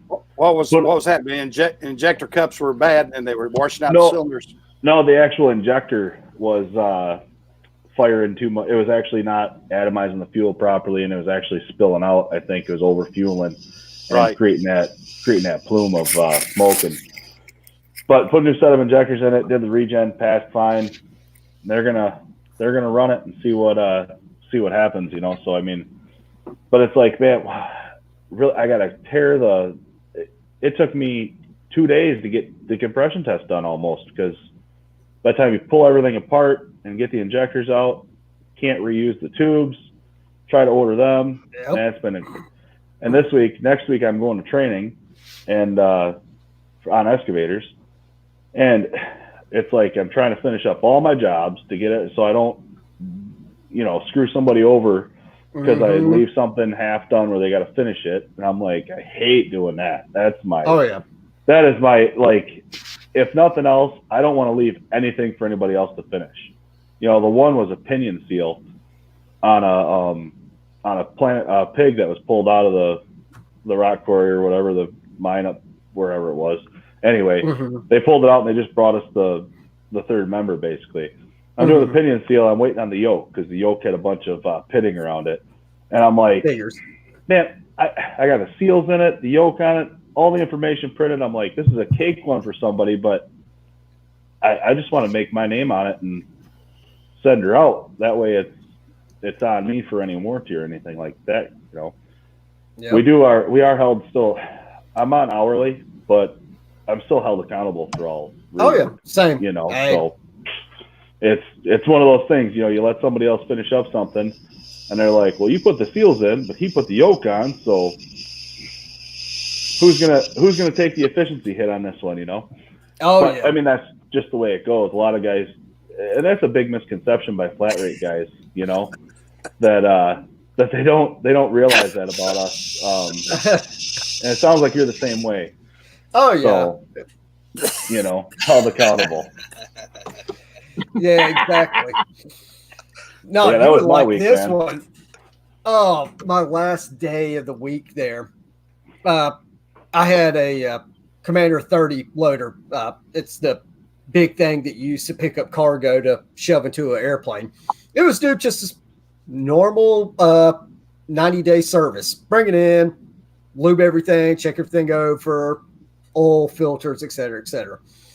Well, buddy of mine, he had ordered a new starter and ring gear for it too. He's on third shift, I'm on second. So whatever, let's do a service. I'll bring it in. I'll knock it all out in one day. Help my buddy out. Did all that. Crushed my finger on accident, but hey, it's fine. I let it run for half an hour, went through the functions afterwards. Everything was good. As I'm backing out, and I know you know this sound, the pump started howling. Oh no. He stopped instantly. All right, what the hell happened? I didn't crack anything. No, excuse me. I had to take off the suction line for the pumps. It has two Rexroth pumps on them. Suction line only. And I even still primed it. And they just went insane. I started looking. Too late. For whatever reason, the Angels decided to piss in my barrel that day. I made it 6 feet out of the shop. Both pumps. I'm pretty sure the swash plates completely just grenaded. Now, my filters, I'll pull them off and I'm expecting to see little glitter. Oh no, I'm seeing pieces. Oh no. Yeah, I've got to get back and I've got to pull the main filter to see if it bypassed. God, please protect me. Don't let it get into that freaking tank. But I'm just kind of like, really? Granted, the things have like 13,000 hours on them. Yeah. They were tired. It's just, I was pissed. I tried to pull the best answer I could. I'm going, you know what? At least it did it in the shop and not on flight line while somebody was using it. Because it would have started screaming and they just would have went until it didn't. And my life would have been that much more miserable. Yeah. You're talking, if as long as you didn't use any other functions, your drive system would be the only spools and anything else that ate some metal. Well, yeah. I'm hoping I didn't really lose anything. But see, with these, the main engine on this one's just a little 4-banger Deutz. And every function from drive, platform lift, roller lift, everything is hydraulic driven. So that Deutz it's connected mainline to both of those pumps. Yeah. I'm just kind of like, you son of. Yeah. Yeah, no doubt. So bare minimum, I get to pull pumps, flush your main hydraulic, your main pressure lines. On the filters, of course, I'm dumping the tank. That's about, what are those tanks? Right at like 150 gallons. Dump the tanks, pray I don't see sparklies in the bottom of it. And it's just one of those, I'm going, really, guy? Really? This is how my day's going to end. Really? Yeah. I told my buddy, I said, it's your fault. That's the last time I tried being nice to your ass. You can burn in hell. Yeah, no doubt. No doubt. You definitely, definitely a tough he one. laughed. He goes, well, it would have happened to me otherwise. I'm going, yeah, exactly. You would have been the sucker that had to do this. Screw you. Now I got to do it. Yeah. That's a tight friend, you know? Yeah. And the day before that, I had to put I posted up a picture of the 24-volt starter on the Instagram. People don't realize how heavy those suckers are. Well, the funny thing is, he had ordered a starter for it also. Me being the nice guy, I'm going, I'm a little younger than he is. I'm a little trimmer than he is. It's in a tight spot. I'll help the guy out. Because it was in an aircraft pushback. That required either, if you're going to pull it from the top, you had to remove the turbo and everything out of the way, or you lift up the pushback just enough so you can shimmy under it, get in a really tight fetal position and work, you know exactly what I'm talking about. Some of the heavy equipment. It's not fun some days. Skid steers are the worst. Yeah. The old skid steers were the worst. Yeah. Thankfully, I don't have any of those. But the new ones, they pop the cab up. They're not too bad. You can get in there pretty decent. But the older ones, man, I tell you what, I just don't fit. I mean, these things, I'm sure you've seen pictures of them somewhere. The pushback, use pushback aircraft. They ride about an inch off the ground with enormous tires, and everything is solid steel, and everything is in the way. Because they've got ballast weights. The whole sides of them are ballast weights, and they actually extend out from underneath it. So, that's pretty crazy. You gotta love them. Hey, every day. That's why I've tried to hire my new mechanics, young and slim like you, because us older guys that are heavy, we can't get in these trucks anymore. I was hired that's young and slim. Hey, that's discrimination. Sorry about that, CP. I was hired in at 180 pounds. Now I'm over 300. It's crazy. I don't know. So be careful on that. The crazy thing is, I remember when I was that young, starving apprentice, and back then, I told my wife, I think I was wearing a 28-inch waist. Yeah. Now I'm going, hell yeah, the 36s fit nice. We're good. Did you say 28-inch waist? Dude, I used to be string. That was me at Burger. Was that a shirt size? Yeah, that's what I say. Is that a net size? No, my neck size is 20. I think that's where I'm at with my shoulders across. So you're only 8 inches. It means that you're the I'm whole pretty waist sure is the that's my same sleeve size. nowadays. Yeah. Oh, it was. The poverty was real. That's why I keep laughing. All these young kids that come up on YouTube and they're posting up all this crap they're buying. I'm going, dude, you're gonna be starving as is. You're making your life way harder. Yeah. Snap-on's nice, but wait till you can like eat before doing that.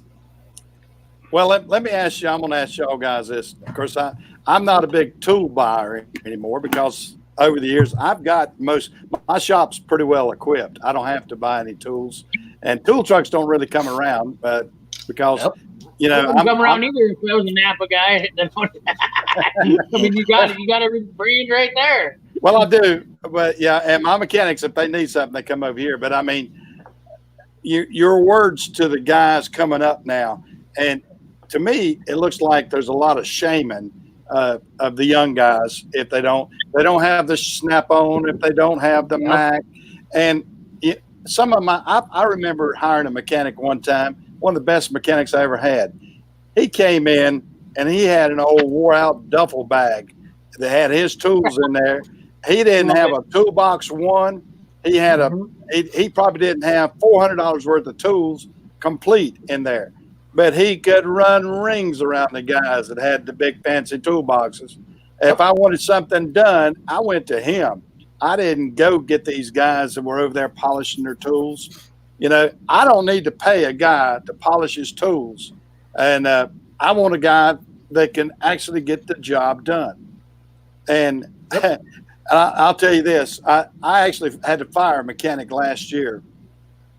And the reason being, I kidded the other mechanics in my shop. I said, well, I could look at his uniform and tell you how much he was working. It's bad when the uniform man says, are these clean?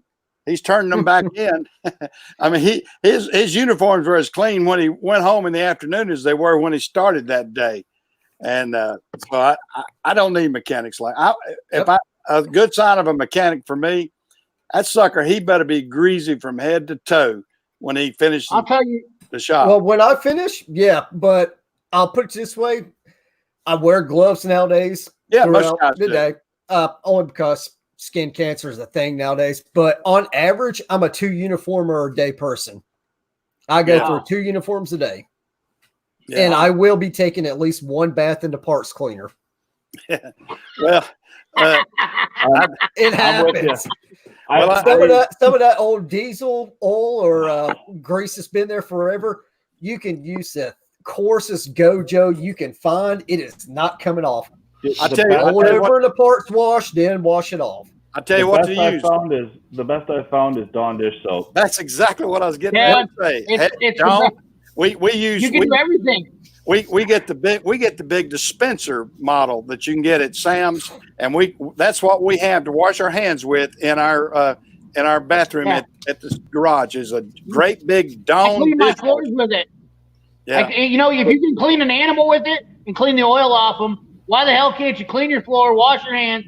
Dawn, literally, the Dawn Corporation is one of the most ingenuitive companies ever built in the world. And I stand behind it. I've preached this. You know, I get on my soapbox. The guys, when they go in the shop, and I go, "Why the hell you waste your time?" I go, "Grab a bottle of Dawn, put a couple squirts over there, brush it with a broom, and then spray the shit off. You'll be good." I go, "It literally is good enough to clean an animal. Why the hell do you think your floor needs anything different?"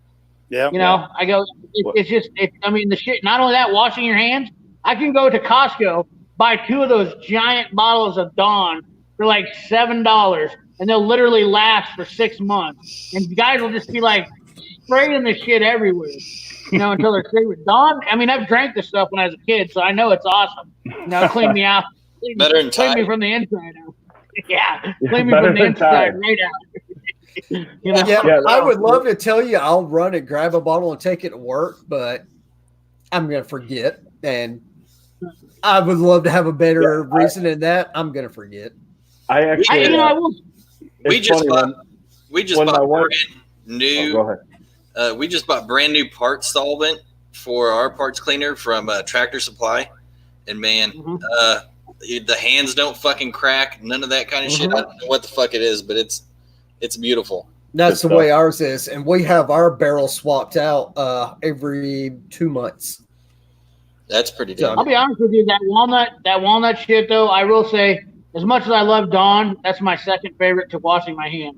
The only thing that gets my hands clean is that walnut shit. You know, Snap-on Gold has it, and Cresto, and you know all that stuff with that walnut stuff in it. That for cleaning your That's hands. what we have. I don't know what it is. It's the only shit that, like, I don't go when I have to go somewhere fancy. I know that I better make sure that I don't wash. You know, I'll wash with Dawn or something during the week or something. You know, I have a little bit of dirty hands. But if I want my hands clean, the brush and that walnut crush it. You know, the Matt guy gave me some of this cherry stuff, and it works awesome. But I'm sure it's the same stuff. It's got walnut in it with a little cherry stuff. Oh, yeah, same crap. Next to our wash sink, we have 2 wall dispensers. One of them, it's the Gojo with the walnut stuff in it. The other one, it's cherry Gojo, but it has like lotion and crap in it. So kind of keep from murdering your hands. I want to go to a couple questions here real quick because Michael Jones is like, I want to just like beat him up on some stuff. I don't know how much you know. You know, I mean, I'll be honest with you. I buy all my parts from CarQuest, Michael. I have a problem with my local Napa dealers around here. You know, here's the deal. I'll be honest with you. I love Napa parts. You know, and when it comes to, I know that they do good stuff, and I've used them before in the past when I was an apprentice, or not an apprentice, when I was a shop manager at my shop. Napa parts were always my favorite, except for their fuel pumps. Back in the early 90s, I could literally choke slam Napa people when they would try to sell me a fuel pump for like a GM. They would just piss me off. I mean, because every time I put one in, it means I had to replace it 3 times before I got one right. And I had a bad stint, like 3 months where I was doing work, and the Vortec engines were just blowing through them in the summertime. So I replaced like probably 20 or 30 GM fuel pumps. Every single one of them went out, and I bought them from Napa the first time, which they changed it now, and I learned my lesson back then. But that's neither here nor there. I mean, times have changed. Parts are a lot different now. But that being said, I thought that was a good question from somebody who was asking about the wrenches, Carlisle wrenches. I mean, what's the story with Carlisle? Apex Tool Group is not around anymore. What's the story? I can't remember what I was researching about that. Is Carlisle part of Apex? I mean, I know that they're all together. When you look them up, Apex is not Matco. Matco is what? Knox, you probably know all this shit. Matco is Fortive. What's that? Matco is Fortive. F-O-R-T. Yeah, that's right. Fortive. Yep. Yes. So they left Apex, but the sad part about it is Matco's tools are still looking like gear wrench stuff. They're still getting stuff that's like. Fortive is still underneath that umbrella of Apex. Yeah, that's what I And was see, wondering. before they weren't under Apex, they were Danaher. Yes, Danaher got basically screwed. They got KD Danaher. KD was a great company. Okay, I love KD because I have an old power steering pump from KD, a power steering pump puller from KD that I hardly ever use because I'm afraid I'm going to break it. Used to be able to get parts, and then I remember my buddy broke his, and you can't get the same bolts. KD Danaher built amazing shit, where KD tools or whatnot, and now that they're gone, like you get junk. Like you get basically an OTC knockoff or something like that when you go to. They warranty it out. Like I got it's like a Mac branded KD something or other, but you can't get that one's one of those ones where you get downgraded when you get a replacement for it. But anyways, nonetheless, I will tell you. Carlisle is under. Are they under Fortive or are they under? Or what are they under? Well, I don't know. I don't know who's doing the manufacturing for it myself right now. I mean, I've only been in it 2.5 years, so I've never really researched that. So I don't want to sound like an authority because I am not an authority of where Carlisle tools are made. I mean, I sell them, but I don't know exactly where they're made. Other people that have researched them are probably better at it than I am. I mean, I'm selling the brand, but and I've used them in the past too. I have a good many at my shop too that I've bought over the years, along with I'm the general shop. I got Snap-on, I got Mac. We never had Matco that much because we never have had a Matco dealer around here. I got Gear Wrench. I've got just about everything you can. I mean, I've tried Harbor Freight like everybody else do, and the only thing I know some people may fault me for this, but I will use Harbor Freight Impact, the large impacts, because the impacts, they're cheap, and a lot of times I've got them in my service trucks, and we lose impacts and everything all the time. So if I'm gonna lose one, I'm gonna lose a Harbor Freight cheap, and they seem to last as good as some of the rest of them because an impact wrench is soft anyway. It's not a hardened tool, right? And so it's, the softness of it is going to wear out anyway. You're going to wear impacts out way faster than you do any of the rest of them because of the fact they have to be soft enough that they can take the impact all the time. Right. And so to me, I kind of use them as my throwaway tools. And my service truck, I use a lot of stuff like that in there, and I have different ones. I hate like hell to put a brand new set of Snap-on or something in a service truck, and some fool lets the door bay fly open, and then Joe Blow down the street's got him a set of Snap-ons, because my service tech has lost a bunch of tools, and that has happened in the past. I can tell you that I don't hate Pittsburgh Pro sockets, but I found that I can't use them in the automotive side for me. I like to hate on Harbor Freight tools because I'm just salty about the fact that I've learned so many negative things, and I shouldn't say that, but so the thing is that the other day I found out when I used, and I did with the heavy wrench I showed, and we were on the live stream, that socket is built well, so it'll last. There's nothing wrong with it, but the reason why it's built well is because it's got a big, deep core in it. It's got a big, deep core in it. So it's going to hold up a little bit, that keeps it from holding up. When you want to put a stud down through some of those sockets, the deep wells especially, you can't get a stud that, like a 15 mil. If you're taking off a bolt, the 15 mil stud won't go down through it. If it's like just a little bit longer than normal, that's why I found out that it'll screw you bad, especially when you're in a situation where that's your only socket you have. You might want to be wary of that. And I just learned this on my own from my own deal. I was so freaking mad. I was like, I was sticking up for these Pittsburgh Pro sockets and saying good things for them. And then I go to take this fuel tank out of this, I don't know, some guy came in, nice guy, and he needed a fuel pump in his Ranger. And I was just trying to do him a song. I was like, dude, I can rip these things out, put them in no time. And I get up there and I go to put this 15 mil deep well. And then I'm like, what in the French toast is going on here? I was like, how is this thing not fitting over? I've never had a deep well socket not fit over a stud on a strap. And sure as shit, that's what the deal was. There's just a real tiny hole down in there, and it wouldn't go through there. But I've noticed in a couple of them, and I took them all home now, because I can't afford to mess around like that. I mean, that was a waste of. I wasted damn near 15 minutes just trying to find a socket because I didn't have another 15 mil. in the shop with me at the time, so I had to go borrow one from the neighbor down the road here, down the other bays. So not There's knocking on the one- Harbor Freight stuff. I know a lot of guys will get pissed off, but that's Well, just there's- my actual experience. See, there's one universal truth that I found about tools. If it's cheap for a reason. Each reason, Exactly. it varies from company to company, but there is a reason why it's cheap. It's fact. And that doesn't Absolutely. mean you have to go out and buy Snap-on. And just like you said, Michael Jones, Yeah. earlier when you're talking about for new techs, I implore you to go out and use those sockets and then take them home when you get chance to, build up your set and do it better. But I'll tell you right now, you know what? I like good whiskey. I like good cigars. And there's a reason for it, because I don't like shit that's swept up off the floor and give me seconds. And that's basically what some of those used tools are. And that's just, I feel like they're hack stuff that people just kind of throw out. There's no integrity behind them either. I've been to Snap-on Toolbox Factory, and the people that work there are hardworking people, just like you're talking about, Michael Jones, about people that are, us wrenching and stuff like that. There's people who are supporting their families, and you got people out here that are condemning American manufacturing by talking crap about Snap-on.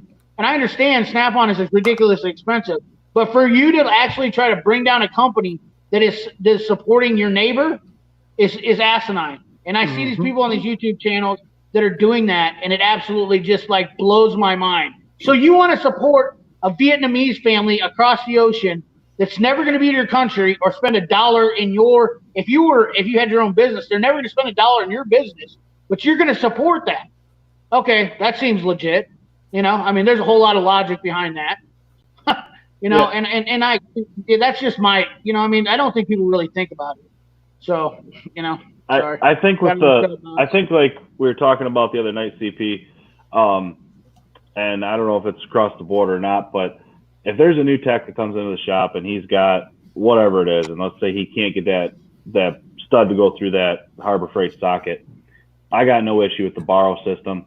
Right. To get him going. Right. I got no issue with that. And I think these younger guys really need to spend their money wisely. And and like you're saying every day, like if you spend your money wisely on the tools that you're buying, you're going to be more successul.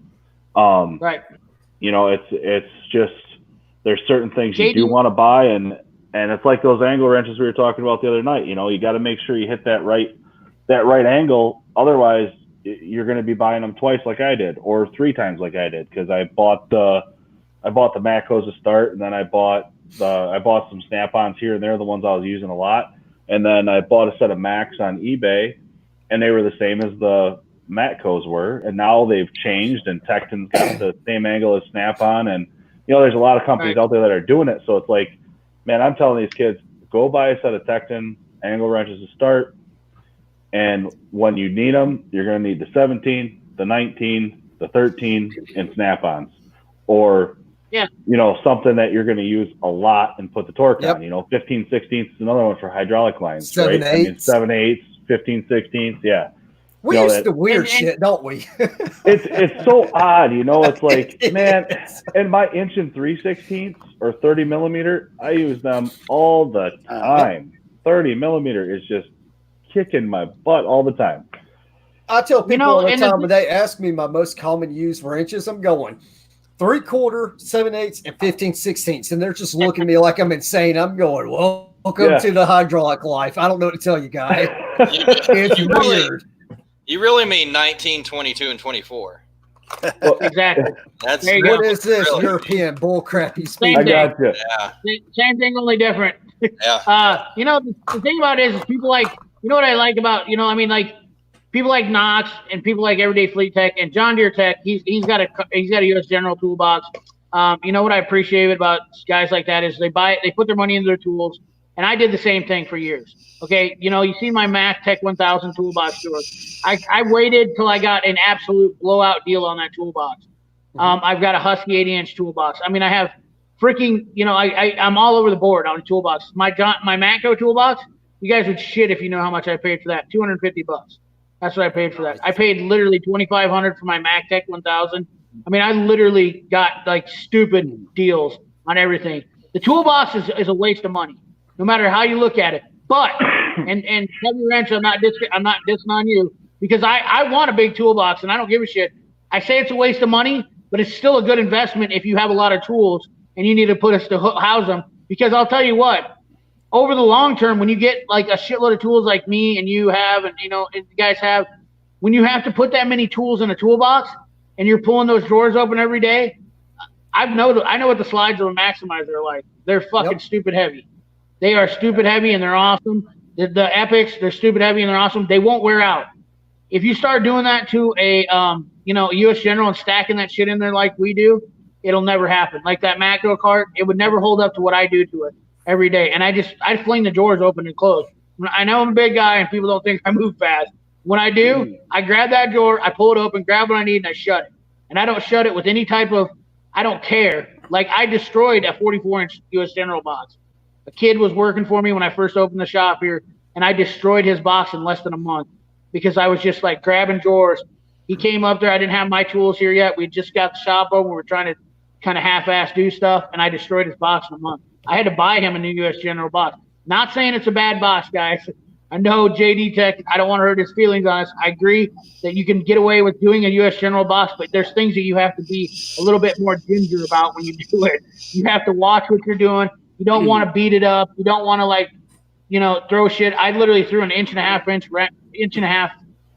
at my Mac box before, and it just laughed at it. And other boxes that went through. I started off with a Waterloo, for Christ's sake. I started off with a Waterloo toolbox. That was and I bought that with full of S&K shit, and it got me started. And I paid $2,000 for my set.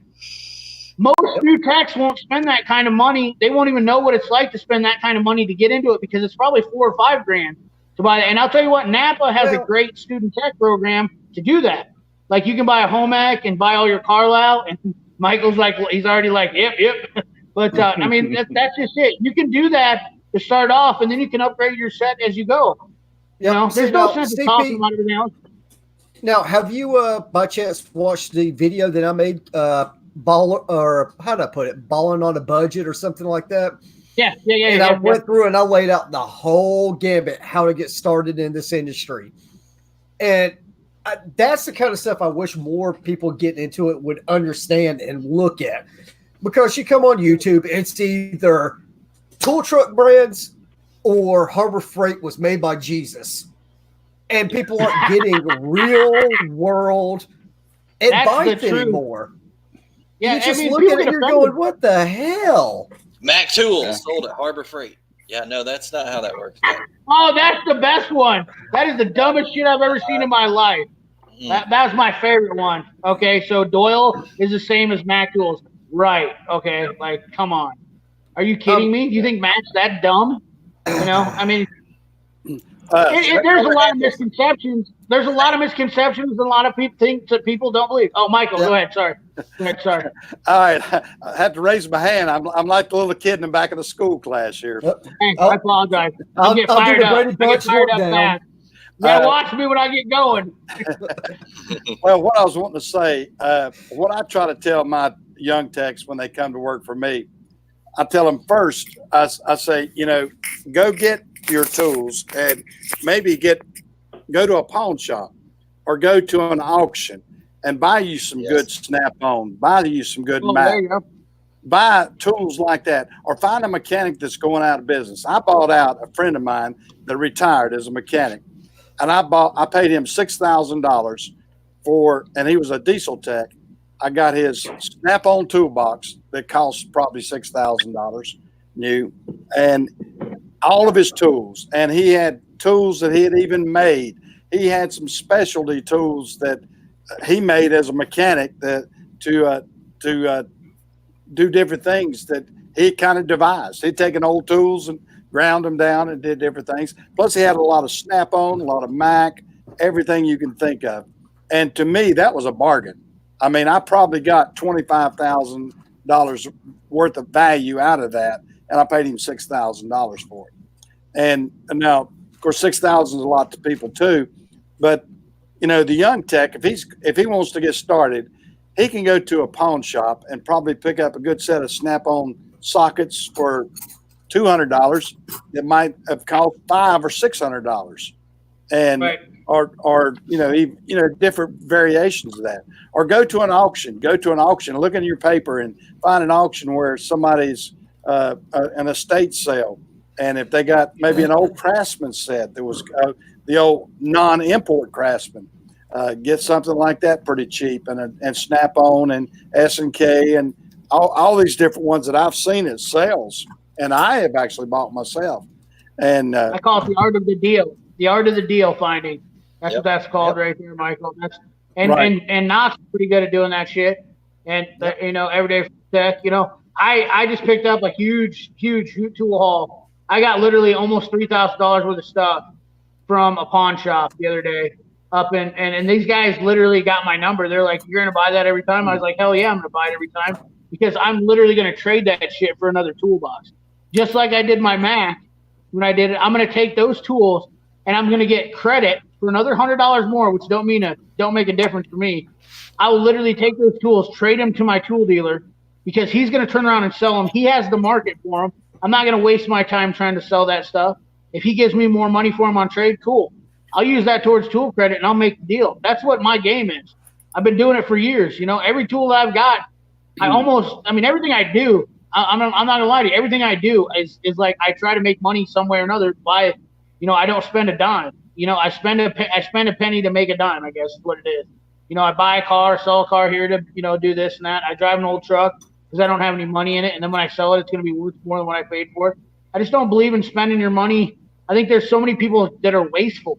They like, oh, that Snap-on ratchet's got a bunch of blims in it, and my Snap-on dealer won't put a new handle on it, so I'm going to trade it in or whatnot. I'll go on the tool truck, and I bought a set of punches the other day for $20 off the Snap-on truck.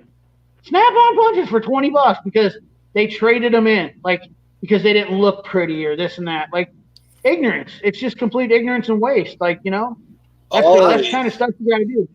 I've said before, I don't understand the guys that whenever a new tool comes out, or for cordless impacts are the hotness right now.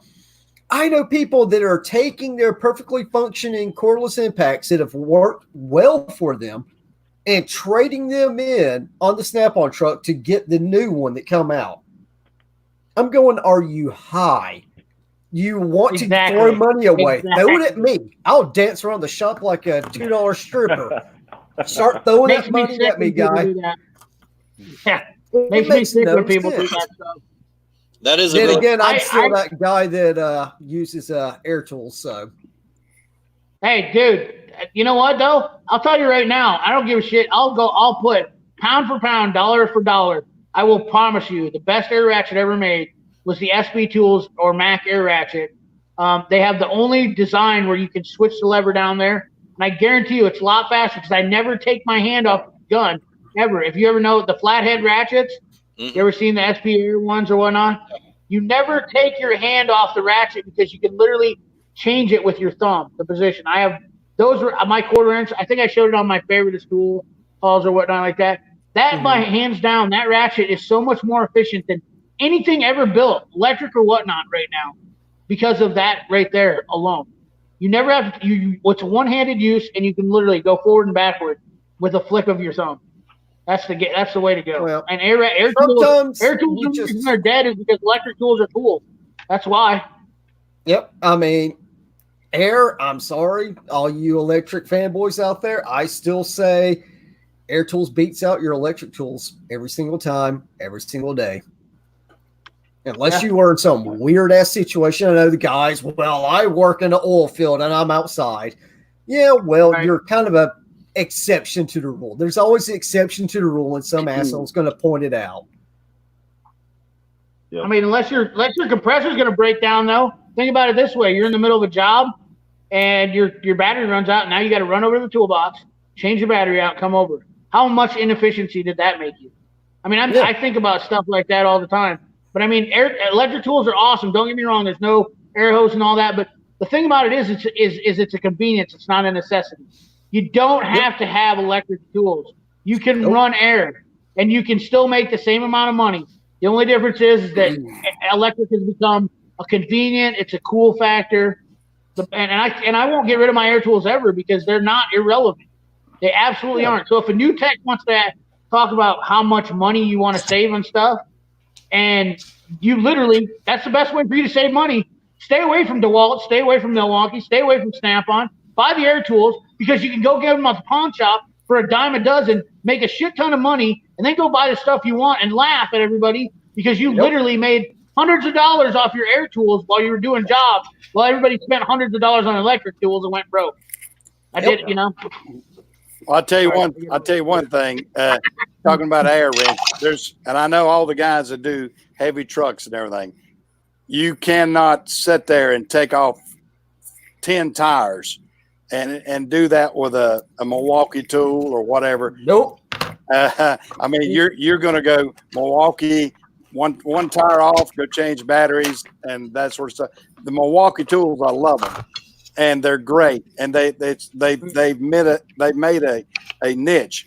But if I'm going to take off 10 tires off of a tractor trailer truck, I want that big 1-inch impact, and I want that sucker banging. And, you know, then you got to have a good compressor. As long as you got a good compressor and you got that good 1-inch impact, you can do a lot of work.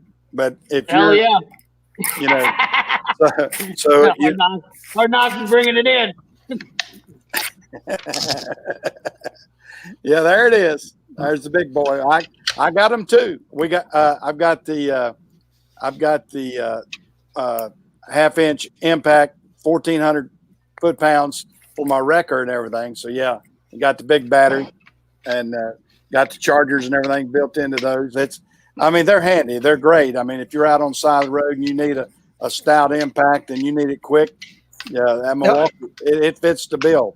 Better than dragging out air hoses and everything. Yeah, but here is what I say, and I've stood by this. For those that are in a shop setting, when you start getting 1/2-inch and above, to me, air tool is the only way to go, really.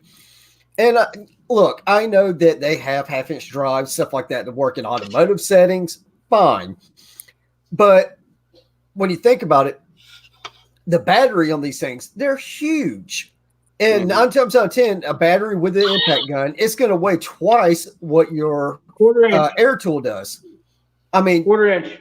Yeah, you can get it in way tighter spots. Right, 1/4-inch. There's a difference right there. This ratchet right here does everything this one does, and look at the size difference. Mm-hmm. Just because you got an air hose on it. So people talk about the air hose. Look at that. So you're telling me the air hose makes a big difference after a full inch of overall? Yep. You know, and look at this thing. This thing wasn't lightly used. I've had this gun, this impact or this air ratchet for 20 years of using it, and this is my by far favoriteest, most prized possession of air ratchets. And you know, if you guys don't know about these flathead ratchets, not only that, I have like 3 rebuild kits just in case it ever breaks. Yep. You know, because if I didn't have a Matt guy around, you know, these two guys right here. I mean, look at the difference. Look at the head difference. Look at the head difference. Look at that. That's a 1/4-inch and that's a 3/8. Look at that. Yep. There's no difference. That's a 3/8. You know what I mean? Like people talk about difference in that. Look at that. That thing's way smaller. I've still got my old 1/4-inch Snap-on air ratchet, and it will not die. And that's the thing too. I want to see how these cordless tools stand up with the test of time. I've got 20 years the same. Yeah, I was going to say I've got the same air tools. Jesus, some of them, my Snap-on, my 3/4. I think I got them in like 06, somewhere around there. I want to see a Milwaukee do that.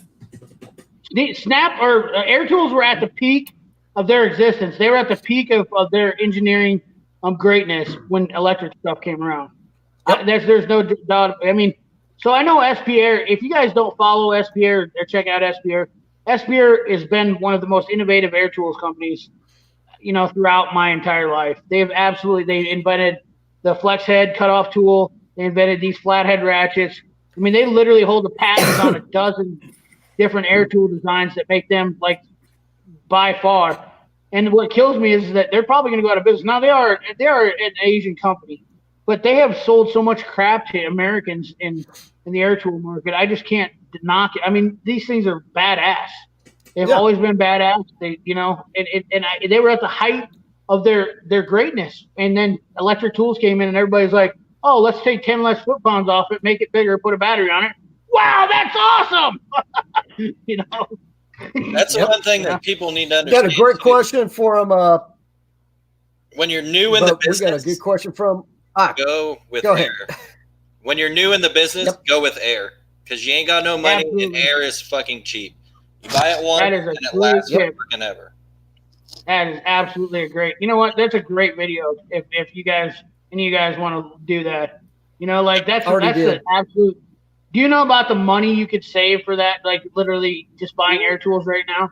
You would literally save hundreds of dollars just buying air tools right Yep. now. I made a Like, that's video huge.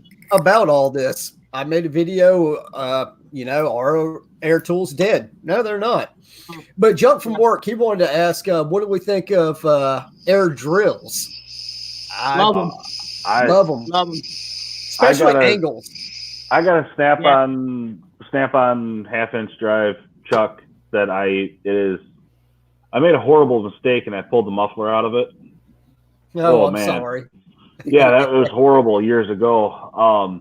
But man, that thing just hogs. It's incredible. It's always with you. Hey guys, you see what I just took out of my ears here. I wear hearing aids. I just took them. I had to take my earplugs kept falling out. I said, "Wait a minute, I got my hearing aids in."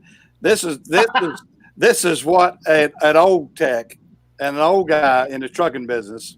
I've got both ears. I have hearing aids, and so wear good hearing protection because when I grew up and I was a yard switcher at Carolina Freight, we didn't have hearing protection. We had the back window of our truck knocked out. We had an airbag on our lift, and I was moving about 120 trucks a night, and then dropping that airbag, and it sounded like a tire changer 120 times a night. Well, I saw the effects of it years later. And that's why I had to wear hearing aids and everything. And it'll happen to the tech.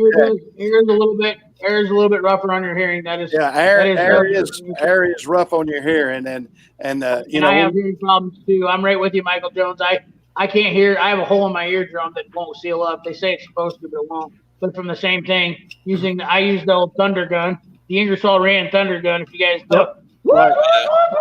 NASCAR days. Yep. I still But got they're it. That's what nice. I use still. Hey, Good guy. but still to this day, when I get to work, first thing I do, I grab my I have bifocal safety glasses. I'll throw them on my head. I have push-in earplugs where it's not the expanding foam. There's push-in.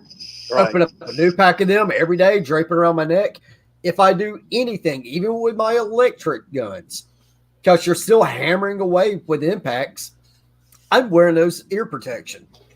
Yeah. I mean, And that's one thing I want to tell to the new techs coming in. Don't shortchange that ear protection, because when you get to my age, and I'm old, guys, you've heard me talk about it. I'm the old guy out here, and that hearing protection is essential, because you not only will the young guy, he's worried about losing his hair, and no offense, Fleet Tech. But he's make it worried personal. we got plenty down here. Well, I haven't got much either, so I have a hat on for a reason. I'm 41. I'm 41. I ain't losing no hair. Hey, it's coming. Wait till you get to be 68. You'll see. Well, my dad was 65, never lost it. He had more hair on his head than Barbara said. There's no way you can be that age. I don't want to get on the subject of hair, but I don't mean to get off topic. But I tell everybody though, I can grow it on the sides, and I'm going gray. So my retirement plan, I'm going to grow this out thicker. I'm going to grow a little bit on the side, and I'm going to be a professional Santa Claus. That's my retirement plan. You might need to work on some more sandwiches. I can do that. Hey, by the time I retire, I promise you, I can be that big, fluffy, solid white, chunky, lovable guy. Hey, that part comes easy. I was when I was probably your guys' age. I weighed when I first started at Carolina Freight, I weighed about 140 pounds. And he said Carolina Freight. Wow. Yeah, and like I told my wife, I said, "Honey, I'm twice the man you married, literally." Hey, you got double the money. That's right. You got double the money now. So, I don't mean to change gears here, but you say Carolina Freight. So I'm kind of my family's kind of big into the. I know I have a lot of family that works for for FedEx and ABF. ABF was part of Carolina Freight back in the day. My uncle ABF bought Carolina Freight. They bought them out. Correct. That's what Hold on. Yes. Since you're doing that, let me show you something, guys. We have 190 of the trucks, little trucks, freight trucks over the years. That's what we have for a collection. We have 190 freight trucks over the years. There you go. I knew he was going to do that. I knew he was going to do that. You don't see that? Yeah, hell yeah. You didn't hear me, but Let me get back. I should show a picture of that someday. We have 190 of the Michael Jones. We have 190 freight trucks from every company. We've collected them over. We have 190 different freight trucks from over companies. We've collected them all through our family. Well, they're really cool. I know you. I don't know if you know that Carolina Freight. The start of it is right here in my hometown in Cherryville. There were only 3 bays, right, when they started? Was it 3 bays? Oh gosh, it was probably like 3 doors. They had 3 doors. It was an old service station, is what it was. They only had 3 doors. They Yeah. only had 3 doors, I think, what it was, and a like outside dock, like they could load onto them. And it was like a guy just took a whim to buy Carolina. He took a whim on it, like he just took a shot at it, right? Well, let me tell y'all a little bit of history. Okay, I'm sitting here at like I told you, I bought out the Ford dealership a couple of years ago. This Ford dealership was owned by Marvin Beam. Marvin Beam was the brother to Greer Beam and Dewey Beam, who owned Carolina Freight. Right. And I actually have a book here about the history of Carolina Freight that's up on my shelf too. And my dad was one of the early owned drivers that started at Carolina Freight. He was there 38 years. He started in the late 40s. And Carolina Freight started in the 30s, I believe is when it started. I think it was like 35. But it was one of the big industries. But yeah, if you could see this truck real close, it actually says, let me see if it, look at it there. It says Cherryville, North Carolina on it.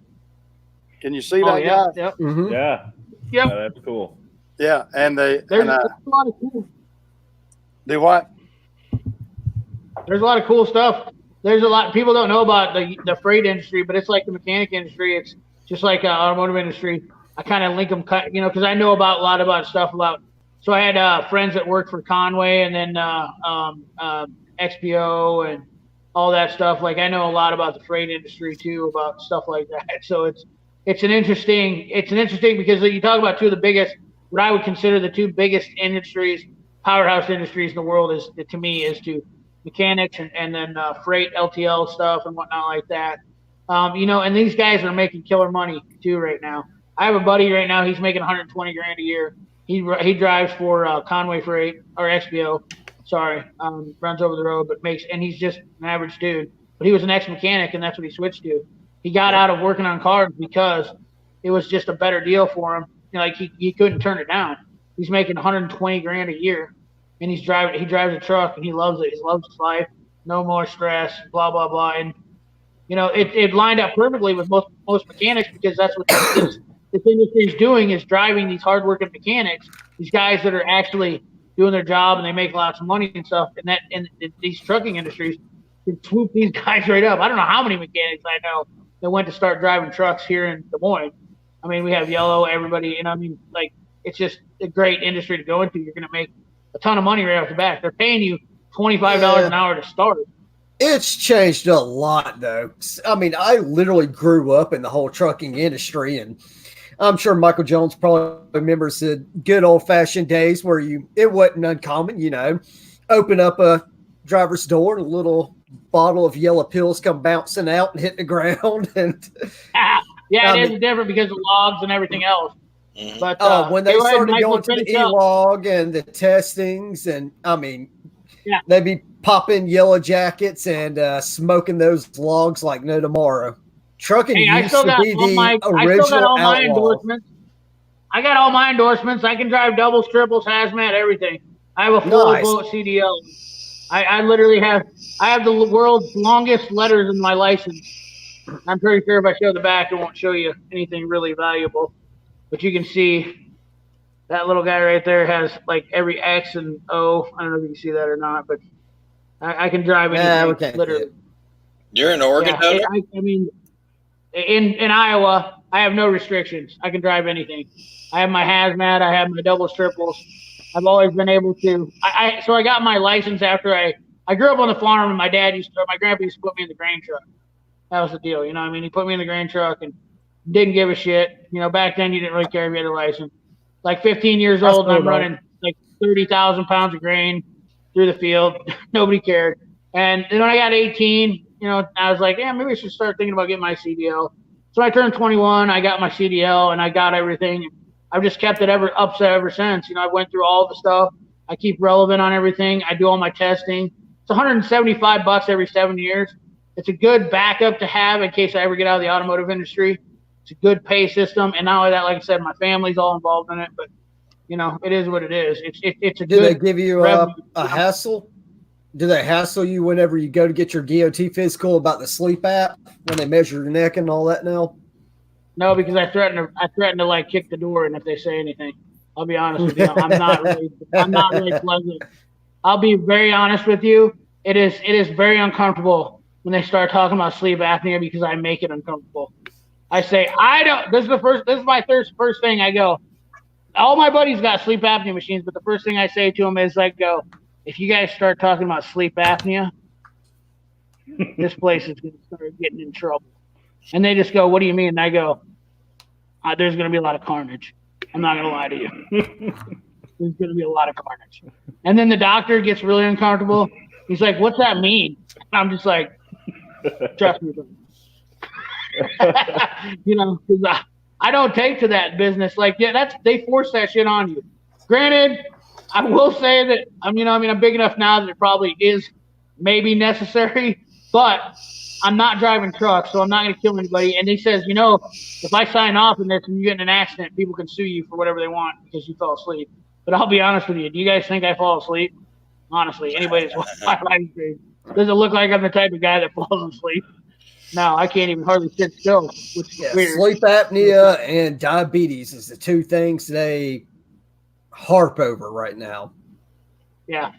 And it is what it is. But Michael Jones, I'd like to. I mean, let's let Tom Mater's a good old boy. He wants to hear you talk about the rest of your Carolina. I like history too, so let's give you the floor for a second. Talk about it because Carolina Frank. I know there's a great story behind it. Well, I can probably bore y'all to death because I'm the old guy. Like I said, y'all were talking about y'all were talking about getting your license and everything. I got my chauffeur's license, and I'm gonna probably this is way before probably everybody was born in 1970. So how old were y'all in 1970? Like a rumor in Daddy's eye. Yeah, I was still in my daddy's ball sack. That's what I was getting at. You know, but I got my chauffeur's license then in 1970. I started working at Carolina Freight when I was still in high school.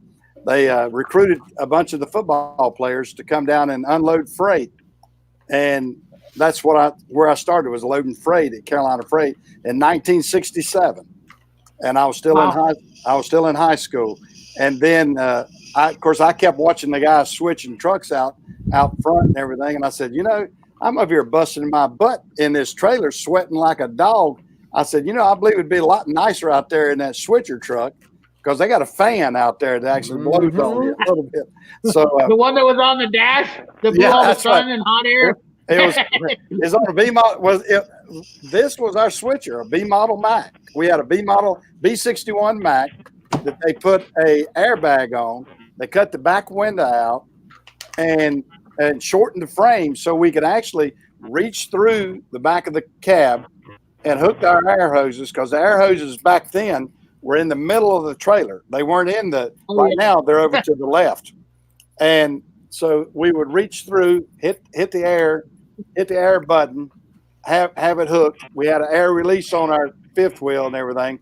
We could hook to a trailer, be up, gone in 30 seconds. And it was pretty. That was the good old days. It was the good old days because they won't let you do that anymore. Right? No. We- Do all sorts of stuff. Unfortunately we pulled a lot of guys out on tow motors because of the fact that we were too fast sometimes. When they felt us hit the trailer, they better be off of that trailer. If not, they'll be going with us around to the other side of the dock. So that's the way it was. But Carolina Freight was a pretty good place. In Cherryville, we had 2 docks down there, and one dock had 120 doors on it, and the other one when I was there, had 96 doors. So we had about 200 doors to pull the trailers in and out of. And we would move each switcher, the yard switchers, would move about anywhere from 90 to 120 trailers a night. Dang. So it was a fast-paced operation, and so we would like I said, golly, did somebody break the dishes? I think CP just tipped over a toolbox. I know We're he good. didn't fall asleep. He's over there taking a sleep apnea test, isn't he? I had to drain the weasel. Sound like you broke it. Well, I got a Cadillac that's all torn apart, and the strut brace that goes across the top was laying on the ground, and I kind of may have tripped over it and kicked it across the shop. It's all good. Yeah. No Cadillacs were harmed in the making of my urine. Well, maybe one other day, maybe we can all get together in here one other day, and I can give you some more history lessons if y'all like history lessons of trucking. Because I did it. The old trucks, the old switcher trucks, like we had a duplex transmission in it. Like I said, and I loved it. I got really good at a duplex. I didn't have to reach through the steering wheel. Yeah, I drove what the hell do they call it? The first truck I ever drove was the one where I think I had about 3 gear shifters in it. What the hell do they call that thing? Well, you had a triplex. You had Triplex, Yeah. triplex, quadruplex. I had a high and low. I had a low gear setting and a high gear setting. That was the first truck I ever drove. My grandpa said, "Get in that sumbitch. He goes, I need you back here in 45 minutes. Yeah. He said, get going, boy. Get going. He didn't say, my grandpa's Norwegian, so he couldn't understand half the words he said. He was 100% Norwegian, second generation in America, and he was like, Ole, get in that truck over there. You're going to go down to the co-op. Get back here in 30 minutes, you see? And I was like, okay. First truck I ever drove was an old white Freightliner. Yeah. There you go. White, wow. There you go. Well, I drove when I started. I was driving Max, Brockway, white, just a regular white, not a white Freightliner, just a white. Right. Right. And then Freightliner was separate from white back then. And okay. Of course we had and all these were cab overs. When I was switching trucks, trucks to Carolina Freight, we were all running cab overs. They didn't get any of the conventionals until the late 70s, early 80s. They started getting conventional cab. And they probably had the old 2-strokes. Do what? Yeah, they have the old 2-strokes in the cab overs. Carolina Freight did. The Carolina. Okay. I mean, we used to have. We had the 195 Cummins unaspirated. Mm-hmm. You talking about a slow son of a gun? Now that was slow. I'm sorry. You would hit a hill and you would hope you could make it up the next side. I can tell you. You'd be on the side. There was something that used to become standard equipment, really, that you probably remember, and a lot of guys, they think I'm crazy when I mention this. People say, "Oh, you never ever spray ether inside of a diesel." I'm going, you do realize you used to have an ether button. Come factory. All my internationals. Where's Jake the Ag Mechanic? Oh, yeah. About it, Jake. Internationals all had them on them, old farm malls and whatnot. They were all having them. I just worked on a brand new John Deere loader with a 13.5 liter, brand new Final Tier 4 has an ether injector. That No is way. Has That I is swear to God. awesome. Right That there. is awesome. Right there. There is no Look at button in that. the cab. We're sticking with it. There's no button Yeah. in the cab though. It's all ECM controlled now Oh. with temperature, Oh. so it'll give it when it wants to. But I'm looking at the PDI sheet and it says install ether bottle, and I'm like, what? Oh, there it is, right there. Screw on top. I'm like, oh my God. Yeah. My grandpa used to tell me if I need that. He goes, you better make sure that Ole, if that thing if it wasn't gonna start, you better make sure you needed that ether button. You know, because I would the first time I did it, I really screwed up a tractor pretty bad in 1086. I just jammed on that ether button. I was like, oh, it ain't gonna start, you know. And I was like, Well, I'm like 12 years old. I mean, you start driving tractors at 8. You know, talking about tractors. ether. Let me tell you a story. Okay, I'm gonna demonstrate a little bit. You see on this Mack truck, there's the breather right there. You know, Oh yeah, there's the breather housing. I had a guy that scared the crap out of me one time because he wanted to jump a ride, and we didn't think about anything. We'd jump on the side of a switcher and ride down to the next truck or whatever. Well, he was doing what they call hookup. He was hooking up to different trucks. I was running the switcher. I was running the B model Mack, and he jumped up on the side of my truck, and it was wintertime, so he had a can of ether in his back pocket, and I wasn't paying what a attention. badass. I wasn't paying attention, and he reached over, and he was standing on the step, and he reached over, and you know what he did? He shot that ether up in that thing, and I'm driving along, and all of a sudden, it's like my truck's running away with me. I go, what the hell? That truck went like 90 miles an hour all of a sudden. And he was shooting the ether to it, and I couldn't control it, you know. I thought I had a diesel runaway on me. And basically I did, you know, but yeah, you have to watch these old guys. They'd play all kind of tricks on you like that. Oh yeah. And see, Yeah, that's back when you what could get away with it in missed. the HR You can't department. do that now. Yeah. You can't HR have a department. furnace shop.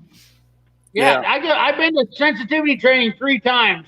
When I worked for a company, I was there 3 times consecutively for sensitivity training because I would mess with guys. You know, I had a new guy came over, and I remember at the shop, and he came over, and I took a coolant jug and stuck it up by the door and blew it up with an air hose. That's like a normal thing you do. You know, you stick your big wand in there and you just poof, you know. And he you know, he's like, well, Chad, he came over and blew up a bomb on me, you know. And I was like, oh shit, here we go. See, what I used to be known for is I played with the oxygen acetylene tanks a little too much. Oh yeah. And so if new guys welding, well, in every old shop, you had the styrofoam cups you had your coffee in.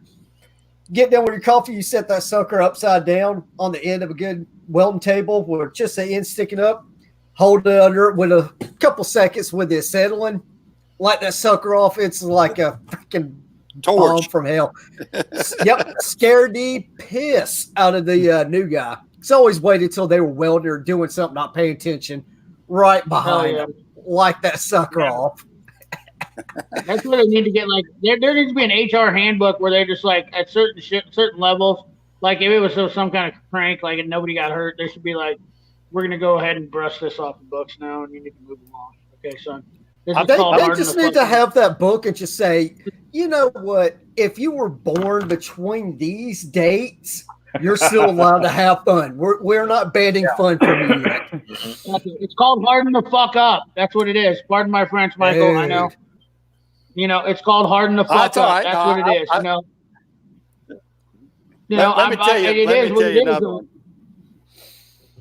me tell you another quick one. Since we're talking about switchers and everything. We used to have what they called a scale house when we were scaling the trucks, and inside the scale house, of course, we had a phone that we called back to dispatch because this is before all the 2-way radios and everything else. So we pulled up, scaled our trailers, went in there to the old scales. It was the old analog scales too. We had to make sure that each axle was right. But we had a black telephone on the wall that we reached and called dispatch. Well, you know what's black and comes off of a fifth wheel, and you can't see it if it's on a telephone. So what do they do to the new guy? especially now. I want to put this back in perspective. This is 1970 or 1971, somewhere in that area. My hair was down to here, over my ears, and everything. So Product of the 70s. Product of the 70s. I was a product of the 70s. I was the John Travolta, I guess, at that time or whatever. So I had the long, wavy hair. And the older guys, they loved it because they didn't think anything about it. So here it's my turn to get to the phone. I'm next in line. The guy in front of me greased up the headset. So I jump in there and I do everything, slap. And I go, oh, crap, what is that? And then pull hair and everything else out. They have covered that black phone with fifth wheel grease. I can tell you about Brandon. Boy, I tell you what, I'm the king of. That's me all to a T. I got in trouble. I took my boss's coffee cup, took pictures of a bum drinking coffee out of it one morning. I was so mad at him. So I took his coffee cup with me the night after I left work. Went out, found this bum. And I was like, hey, you want some coffee? He said, sure. I said, all right, go out, just shoot the shit with him, drinking, put a little whiskey in his cup. And I said, can you mind if I take a picture? Just hold that cup up for me real bright, So I let him go on drinking coffee for about a month. Then finally I laid them pictures on him and I said, you don't ever want to fuck with me again, bud. This is what I do. Everybody in the shop, they laughed their ass off. They put big posters up. I mean, give me shitty work again. See what happens. I tell you, one of my old go-tos was if I had a problematic driver, I used to take friction modifier and I'd smear it underneath the seat rail. And I'm sure all of y'all know the smell of friction modifier. Oh God, that's like summertime roll around. Like PB Blaster, isn't it? Whew. I can't get it smells like straight sulfur. PB Blaster, yeah. I can't stand to put that in anything inside of anything. PB Blaster, it's great product, but I use it only for stuff outside. I don't use it for anything in the interior. It smells like bananas to me. Yep, that friction modifier, that just smells like straight sulfur. That friction modifier is fuck nasty. That's next to a bad night out.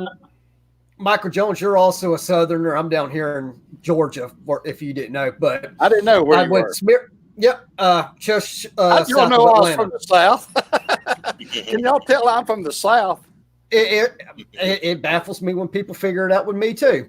But no, what I would do is I put that friction modifier on the seat rail, and it just so happened to be in the middle of summer around August, somewhere around there, and their air conditioning would go out, and I didn't have the part.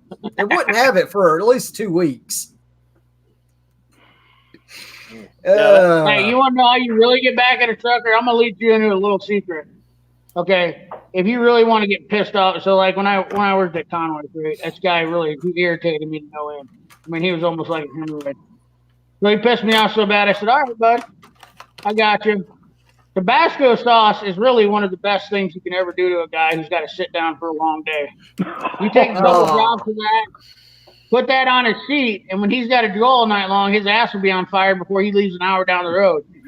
And you ain't nothing worse you can do to an LTL driver to make them have to pull over because they got to make their time when they get back to work place. I remember listening to that guy tell stories to people for 6 months before I finally let him know. That was me, fellas. That was me. Well, that stuff dries up. It's odorless, but you put like about 6 or 7 good drops on their seat and just let it soak in overnight. Dries up real nice, but when it gets heated up, woo! He said he had to jump in the restaurant. He said he had to jump in the restaurant or the rest area sink. He said he got up about Owatonna and he said he couldn't take it no more. He said he literally felt like he was going to have to go to the hospital. He said everything was burning. Everything was burning. I know lots of dirty chicks like that. Mm-hmm. That's fun. Bad for pranks. I just got into that stuff. Well, I think we all have had some tales like that, and I've heard of guys, where that have this particular driver that would just kind of tick off the mechanic, kept ticking him off, and the mechanic get back at him and say, "I'll get him," And then he'll come to work one night and he's got a can of sardines that he's eating. And he said, well, I think I got a good place to put a couple of these sardines. And then he'll pop open the breather and put them inside that truck, or either put them inside underneath the air conditioner, like I said, a heater air conditioner, and put a couple of sardines in there. And then when that guy's going down the road and flips on that heater or AC or whatever, he's fighting to get out of that truck then. Yep. Oh, yeah. Nothing's worse than a rotten fish. I can promise you that. We all know that. That's no secret. Now, I every day, remember which part of Georgia you at? Anyway, I want to ask you that. just south of Atlanta. South of Atlanta. Okay, I got trucks that go down. Yep. I got trucks in Savannah, and I got trucks that go into. I've got. When you say south of Atlanta, down toward Macon. Not that far south. Henry County. Henry County. Oh, so you're just out. You're just right off 675. A little bit past that, but yeah, not too terribly far. Yeah. Okay. I know the area well. Yep. well. I got the one called that up. I'm close enough to Atlanta, but far enough in the country, I ain't got to deal with it every day. I got you. Right down 75. Yep. See, I work at the Atlanta airport there. Oh, okay. Okay. So you're working at Hartsville? Yep. Well, that's a tough place to work. That is what one of the busiest airports in the U.S. now. It's past Chicago, hasn't it? No, it's the busiest in the world. Wow. I tell you, It's beating everybody, and we're actually expanding. I tell you, it amazes me. When I go down to Atlanta, well, when I go to Alabama, I wish they had a bypass around all the bypasses. I wish they could start at Commerce, Georgia, and go all the way around into It Alabama. sounds like a country song. Actually, they are working on that. They have plans. For those who don't know, there's a big circle that goes around Atlanta called 285. There's a parking That's lot that goes around Atlanta. Yep. And now That's like a toilet they room, originally man. built that to bypass Atlanta and all that. Well, now that's gotten so congested, they're talking about building an even larger perimeter. It starts up toward 575 and loops all the way down to Macon. Yeah. So wait a second. So basically, what you're saying is when a terrorist wants to come in, they're going to build a bullseye. They're putting rings around this thing. You got the 10 ring nader. Hey, believe me, I've just heard saying. every I'm just warning. We got to think what's also in Atlanta, CDC.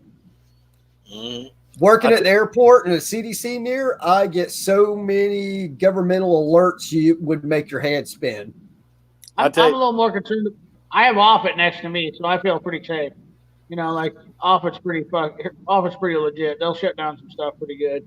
Air Force, I mean, they get down there, busy. I've heard them guys bend over Des Moines when they get out on flight. The CDC, yeah, there's a lot of stuff. I mean, I don't think anybody's ever going to attack America. I mean, honestly, not to get off subject. They've already done it. They've done it twice. Well, that was a cowardly way. That's almost like people who comment on my YouTube videos and they say, stupid, like I'm fat. You are? It's like, woo! Are genius! Are you Genius! fat? I want to hit the genius button. Are you fat? No, I'm not. I am just pleased. No, I'm not. I just got pleasantly plump. That's me. I got stung by a bee and the swelling never went down. That's what happened to me. Mm-hmm. I'm a Southerner, so as far as I'm concerned, in my area, I'm fit. Yeah. I live off of Jack Daniel's pecan pie, so. Yeah. Well, There you go. they ask me my weight, and I say I'm too plenty. So that's my weight. I tell I'm them gonna have to steal that one. I'm too plenty. But yeah, you were I'm talking doing about good, kicking all around BBW. 165. 165. I saw that years ago. Yep. That's where I'm over at. Yeah, I see that. I see that as it's going up Yeah. into the 200s and everything. That's the weight I like to keep it. Yeah, a lot of times I start hovering around the 175s, but How tall are you? I'm a little short turd. I'm hanging out around, depending on the shoes that I wear. No, I'm hanging out around 5'4". I'm a shorty. Oh, are you? No kidding? You're 5'4". I would have never guessed that. Yeah. No way. That explains the saltiness. That's why he can get under those airplanes and everything real good, isn't it? Mm-hmm. I actually have one of my good mechanics that works for me on the side. He's about that size. He's actually slimmer than that, but he's probably 5'4" and probably 140 pounds, 150 pounds at most. But he can dive in the backside of a Detroit engine. All we can see is knees and elbows, and none of him hardly, because he's the only one who can get in behind it. We can't even touch. Short guys make the best mechanics. Yeah, they do. They can climb up in that engine. Man, ain't no joke. Yeah, Ain't no joke. yeah. You Ain't get no lie to that. you can literally get too big for your britches, you might say, when you get oversized and you're a mechanic. My guys, with all these new Cascadias and everything else we got that are low to the ground, golly. I mean, I have a lift system. I have one of those Steroconi lift systems in the shop, and I can lift my tractor trailers all the way up to do transmissions and everything else. But, doing regular oil changes and stuff like that, it is a pain in the butt to get under some of these trucks. I mean, if you got any size to you at all, it's tough. It's tough. Pit is the way to go. Well, I would love to have a pit. A pit for oil changes is phenomenal. Yeah. Well, have you seen those new lift systems though? Now we lift ours up. Yeah. Now, I mean, Them blowouts are pretty badass.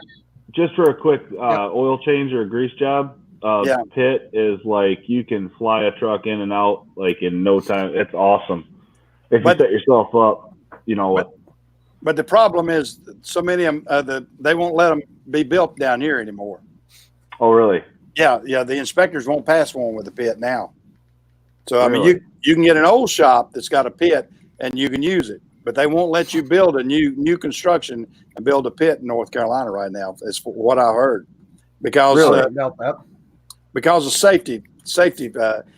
There are some guys that have got them for automotive shops, but they have had to do all kind of extra work. I mean, it's almost not worth it for what they've had to do extra to get under. I have one of my customers that has an oil change business, and he's got a great shop, and his shop is basically underneath, and he's got a full pit underneath, and he's got the all the steel I-beams and everything else, and he can pull off the different grates at any point he wants to, and his floor can interchange. If you understand what I'm trying to say. Yep. In other words, basically, totally. he's got the big steel grates, and he can kind of move them around at any point he wants to. And the bottom side's a basement, and his guys can walk from one side all the way to the other of his shop underneath, and do oil changes and everything else, which is pretty nice, because that pit does not look greasy. I see so many pits, and I think that's part of the EPA and everything else. It's not being able to get the grease and oil out of these pits. And we got that same problem here. So I got the building I'm leasing right now is they've got a sand pit, or whatever you call it, a sand filter. We had to have it. I made them suck it out when they come in, and they're like, well, before you leave, we have to have Safety Clean come in and do all that stuff and blah blah blah. And I'm just like, no, when you hire guys, and Michael Jones, hiring somebody, when you have somebody working for you, they don't give two wisdom teeth. I don't know why I said wisdom teeth, but I did. Anyways, they don't care what what cost you. They'll just dump a coolant down there, oil down there. I go back there one day and I got this guy working on a diesel, and he's just basically squeegeeing oil down the drain. And I'm like, what are you doing? I was like, dude, come on. It's a sand pit. This ain't, this. Are you kidding me? Like, that thing's going to plug up faster in the toilet when I get on it. Like, what are you doing? It's just ridiculous.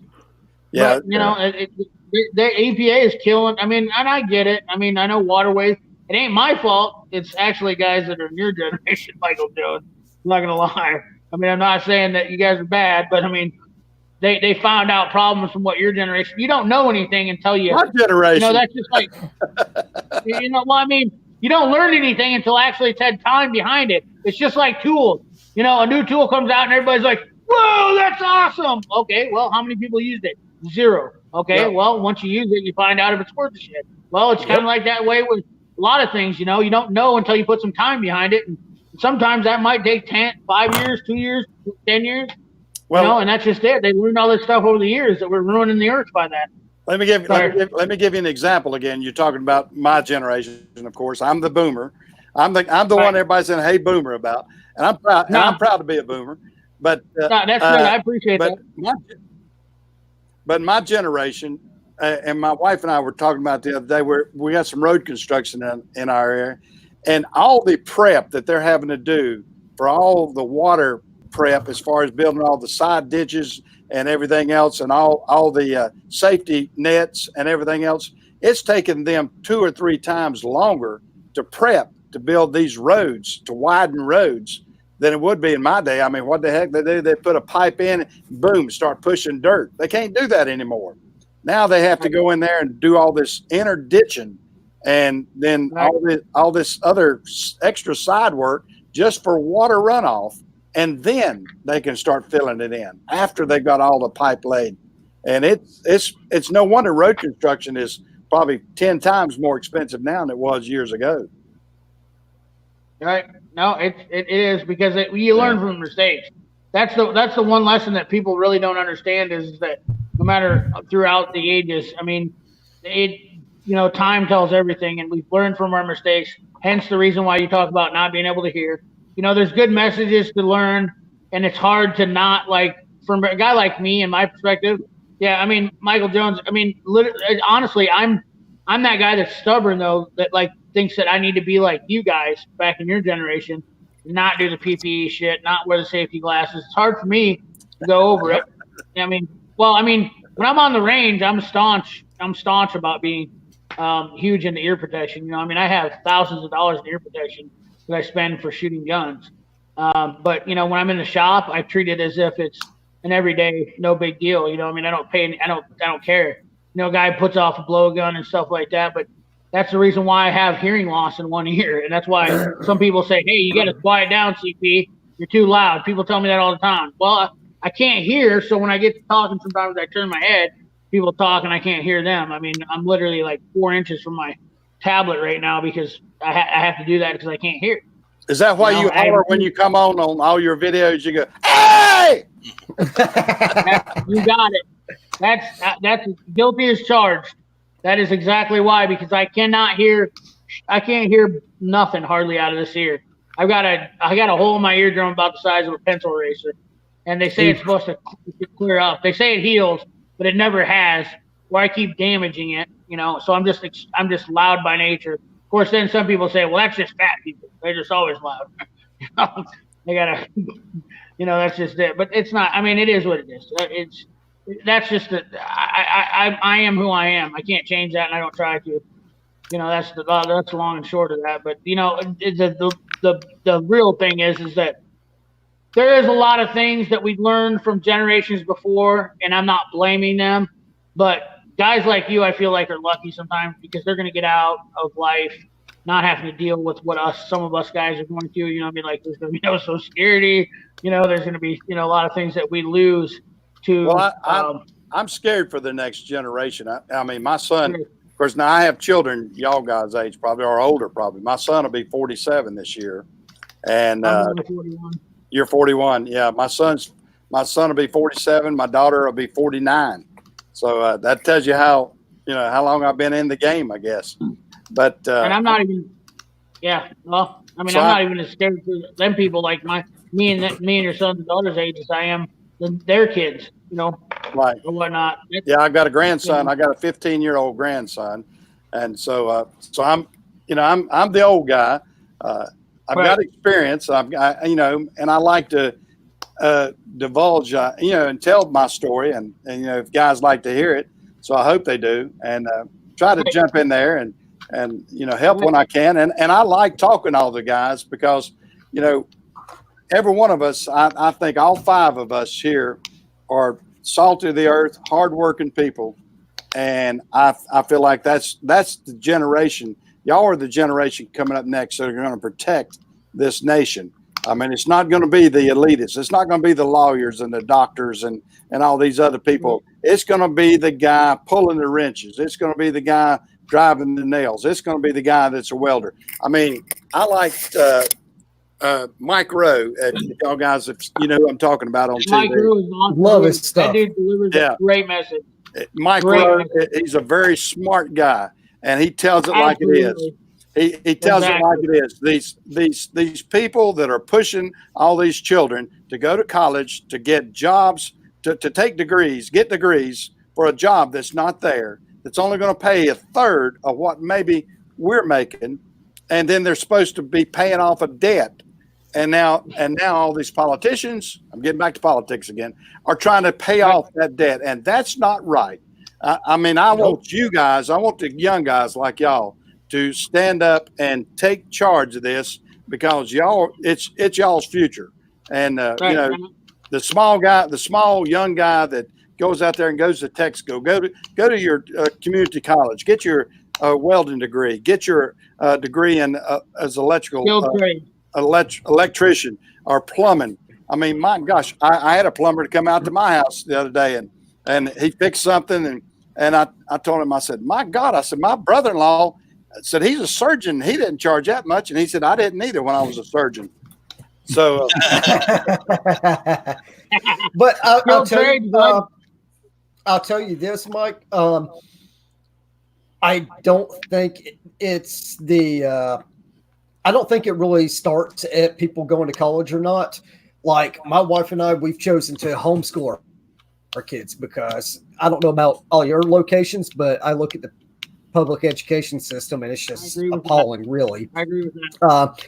Kids are coming out of high school not knowing if they should finance a house, how to balance a checkbook. I know kids that are coming out that don't know how to do their own laundry, you know. And to me, that's the biggest downfall right there. Start by being a parent for one and teaching your kids. Yeah, it's literally they come out of high school at ground zero anymore. Yep. Right. You know, it's crazy, and you see it all the time, and it's sad because it's like, man, how are you? You don't even have life skills, let alone how are you going to be somebody? You know, and I'm a big advocate for education, and but it has to be like you're saying, Michael, not so much the management. And I think it's coming full circle, actually, is where it used to be, I guess, a guy from your era or old, a little bit, even just older than us, the rest of us here. If you wanted to be a manager, you didn't have to have a management degree. You were successful in what you did, and you became a manager because you were smart and capable enough to manage that business or you were an apprentice. You were an apprentice is what you were. You started at the bottom level. You were an apprentice. You worked yourself up. You moved yourself up to be a manager or whatever. And that's the way it should be. But now so many companies will just hire you. You might have a sociology degree, but they'll hire you to work in a trucking business because you have a 4-year degree and you want to have that in the office. And to me, that's bizarre. That's bizarre because they have, and I want to give you a perfect example of this. I also used to lease on to Amazon. I got away from Amazon because that's a whole different story. But I was courted to start up about 4 years ago with Amazon, so I did. But they have all these people, and Amazon is eat up with all these tech people. I can tell you that. Yep. I got called one afternoon. I got called to do some work for them and everything.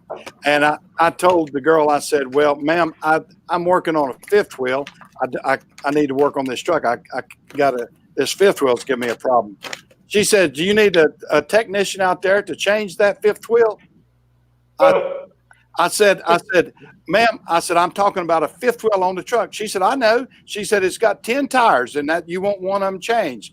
I said, no, ma'am, that's not what I'm talking about. I said, I'm talking about the part that connects the trailer to the truck. She said, it's called a fifth wheel. And I said, yes, ma'am, it is a fifth wheel. And I said, it is not part of the moving wheels. She said, well, that doesn't make sense to me. I said, well, probably a lot of things in the trucking industry don't make sense to you. But that's they're so techy and everything that they if they can't read it in their manual, if they can't see it up on their screen, they are lost. They are totally lost. And that's just one example of things like that. But what we got to worry about in society today, I mean, I think everybody needs good life skills. I think that they need to be able to do hands-on work. I mean, my grandson, granted, he's a very smart boy. He's taken one of the AP classes and all that. He gets that from his grandmother, not from his granddad. I'll tell you that.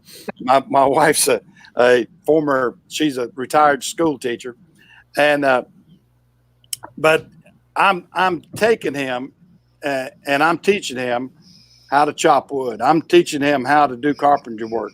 I'm teaching him how to do life skills, because I don't want him to be just well educated, or like my grandpa used to say. There used to be a guy in our area, and he says, "Don't mind that boy. He's educated way beyond his intelligence." So, and every one of y'all know what I'm talking about. You see the guys out there, and they got all these engineering degrees, but I guarantee that they probably couldn't even pop the trunk on the car unless it had some electric to do it, and take out the tire and fix a tire. I mean, I guarantee there's probably 80% of them out there. All they know how to do is pick up the cell phone, call AAA. They don't know how to actually fix that car out there on the road, or the truck, or whatever. They cannot analyze it. I have the same problem with my drivers too. So it goes full circle.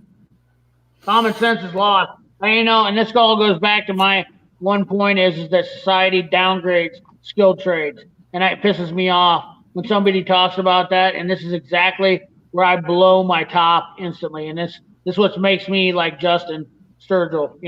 I have no filter, and I lose my mind because these people talk about, oh, you should go to college to be a doctor and lawyer and all this and that. Okay, well, guess what? How many of those guys are sitting out there looking for jobs right now because they can't get in? Now you got a $40,000 debt that you have that you can't pay.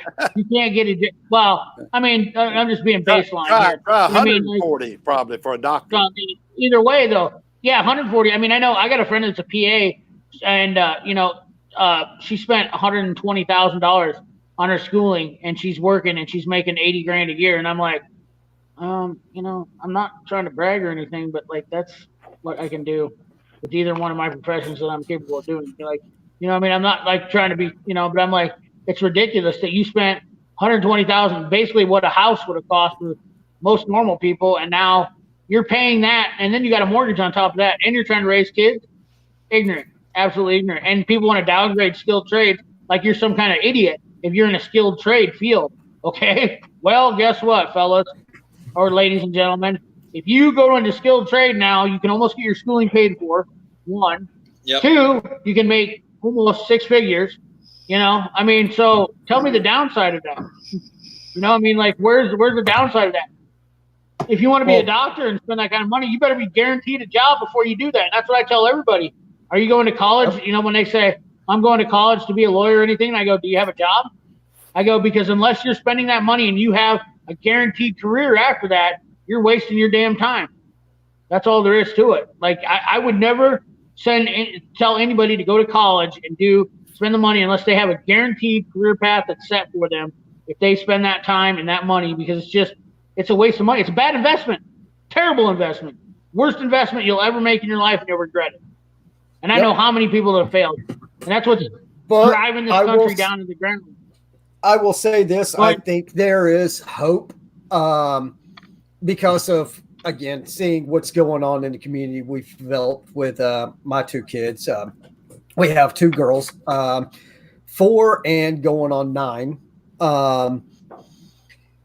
What we basically do is we homeschool our kids, teach math and, world history, social studies, stuff like that.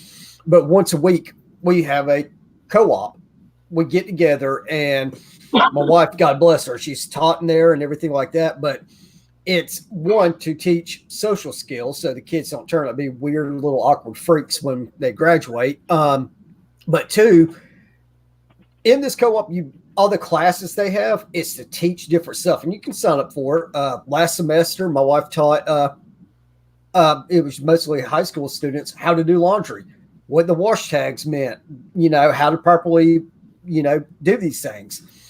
And these are life skills you could use. My oldest, she's going to be taking sign language, which I think's freaking awesome. It's something you can absolutely use in life. Everything we teach our kids is something they can use as an adult. Correct. I've never held back from my kids. If they want to know about working on a car, if they want to know about tools or anything like that, I'll have at it. Both my kids know I don't own anything they can't touch. If you want to mess with my tools, you come to me and you say, Daddy, I want to mess with the tools. Come on, let's go out to the shop and let's figure out what we're going to work on. That's how a lot of people need to take note of that. That's the way school used to be, and I think that's the way school needs to be now. Tech programs. You need to have more tech programs. You need to have home ec again at schools. You need to have all these things. Most schools have killed them. Well, and that's really the crying shame. We're starting to see that trend here in Michigan a little bit more, bringing back the tech schools type stuff, which, I mean, when I was in high school, every so many schools would get in a group and there would be an automotive program that you could go to. My school actually had it where I went to high school. So I took auto shop. I had 2 hours of auto shop my sophomore, junior, and senior year, which was phenomenal. They killed that program. They're starting to come back with a small engines class now. I think they're going to try to build it back up. The company I work for actually offers a heavy equipment 2-hour block. There's 2 classes that come actually to our place of business and are taught by somebody from our company as a teacher of basic hydraulics, basic electrical. When they leave that program, they actually have operated excavators, dozers, backhoes, forklifts, all that stuff. And there's companies that come in. Last week, there was just a company that came in and was, if you want to be an operator on heavy equipment, they're willing to hire you on the spot because they know you've had that somewhat training, and you're going to be able to check over your machine and you're going to be able to start operating that equipment safely because you've had classes on it. And it's starting to come back here a little bit, which is positive for me to see. And I guess to share that with you guys, that it is like you're saying. I mean, I'm kind of shocked. You're the one coming up with something positive. Who would have thought, right? But no, I mean, it is a good thing, right? I mean, it is. I think it's starting to come back, and hopefully it keeps going that way. And I think I really hope so. The more of us are changing that are coming out there saying, hey, we are greasy hand, blue collar guys that are successful, and it's okay to get dirty. It's okay. Yep. Shouldn't be shunned upon. That's right. We're the deplorables. We're the deplorables. Is what CNN said. There you go. That's Chad's favorite word, and mine too. I know it is. Lord. Well, I mean, I know most of y'all have probably seen what Don Lemon from CNN had the other day, and he was making fun of everybody, and they were just kind of all saying we're a bunch of boobs, and just calling the working man. I don't think they realize how many people's toes they stepped on with those statements, because whether they're liberal or Republican or whatever, and if they're a working man out there and they just got their toes stepped on, they're going, well, you're an asshole. I don't like you anymore. And and that's what some of these people are doing. And I'm gonna tell you guys now, y'all have heard me talk tonight. I'm actually a registered Democrat. Believe it or not, I'm a registered Democrat. Shut the front door. No way. No, well, I actually am, but I vote how I want to vote. and I have voted that way all my life. And Well, and the reason being, and Evertech, well, I mean, you probably don't remember, but the South used to be predominantly Dixiecrats, or what you call them, or Right. Southern Democrats. It flipped. I remember. Everything flipped. And it's sort of flipped nowadays. It has. I was registered a Democrat in the 70s. I've never chosen to change, but I raised Cain with all these liberals out there because I am a conservative person. I am not a liberal person in the true sense of the word, like everybody wants to be. They have flipped the party around, and there's a lot more people like me out there that are registered. And I didn't see a need to change, not until these last few years. But it's really crazy. But I mean, I thought I'd throw that out there to you that that's why I am. But I vote with my brain. I don't vote with any kind of party line, guys. Never have. Well, that's a very good point to put out, is that parties don't mean a shit no more. No. And I know that we're getting late in the night now, so I think like that, and I've got enough whiskey, but I'll tell you right now, parties don't mean a dog's bottom right now. And and what you're saying, that has been told to me for almost the last decade, that's what the media tries to, they try to say it's Democrat. But the thing about it is these are Republicans that reformed Democrat when they were back, when their parents were Republican. And now they've just kind of switched over to Democrat. But the party, the whole political system is exactly like Donald Trump says. It's cool. And I'm not saying he's the Mecca of all people. I know there's a lot of people that try to claim, even I got buddies that are well respected, and I don't give a shit. The politics are garbage. Politics are junk. The politics, they need to get rid of every one of them and put guys in there that like actually get their hands dirty every week. Guys that are in the field and guys that actually work. You don't want to solve this country's problem? Put somebody in there who runs a business. That's the bottom line. Somebody that has to pay bills. That's the way those representatives are supposed to be. You were supposed to go there for 2 months out of the year and do all the bullshit and then go back to fucking work. Right, exactly. That's not the way it is anymore. No, because they found a living at it. And that's exactly what they did. They took advantage of the system. They're like, oh, we're going to live that easy life now. And instead of working our asses off and being, look at the Amish people anymore. Now, in Iowa here, and I know in Pennsylvania, and Michigan, you're kind of close to it, but I know in Pennsylvania, the Amish people are making a killing right now. And you know why they're making a killing? Because everybody's fucking lazy. That's the only reason why. Because they will still make beds and dressers and stuff by hand, and they can sell it for a fortune because nobody else will do stuff like that. They want to manufacture shit, and they want to buy something and they like take the top skim part of a tree and then glue it to a what do you call that shit? Particle board. They want to glue it to the top of a particle board and then staple it together. That's exactly why, because handcrafted is turned into shit. Everything is, and that's why I guess I stick behind buying tool truck stuff, because there's still some, like Snap-on still has a lot of people, and I'm not a huge Snap-on fanboy. Once again, we're going back to tool thing. Not a huge Snap-on fanboy because the prices are absolutely ridiculous. But the one thing that is true about Snap-on is they do have more people working in the U.S. making tools, working for a living in the U.S. and having a living, and we got to pay those people. And they require a more expensive living because we got so many people that are lazy. They are so lazy that we have to pay them well to keep their jobs because nobody else will do it. Nobody will do those people's jobs.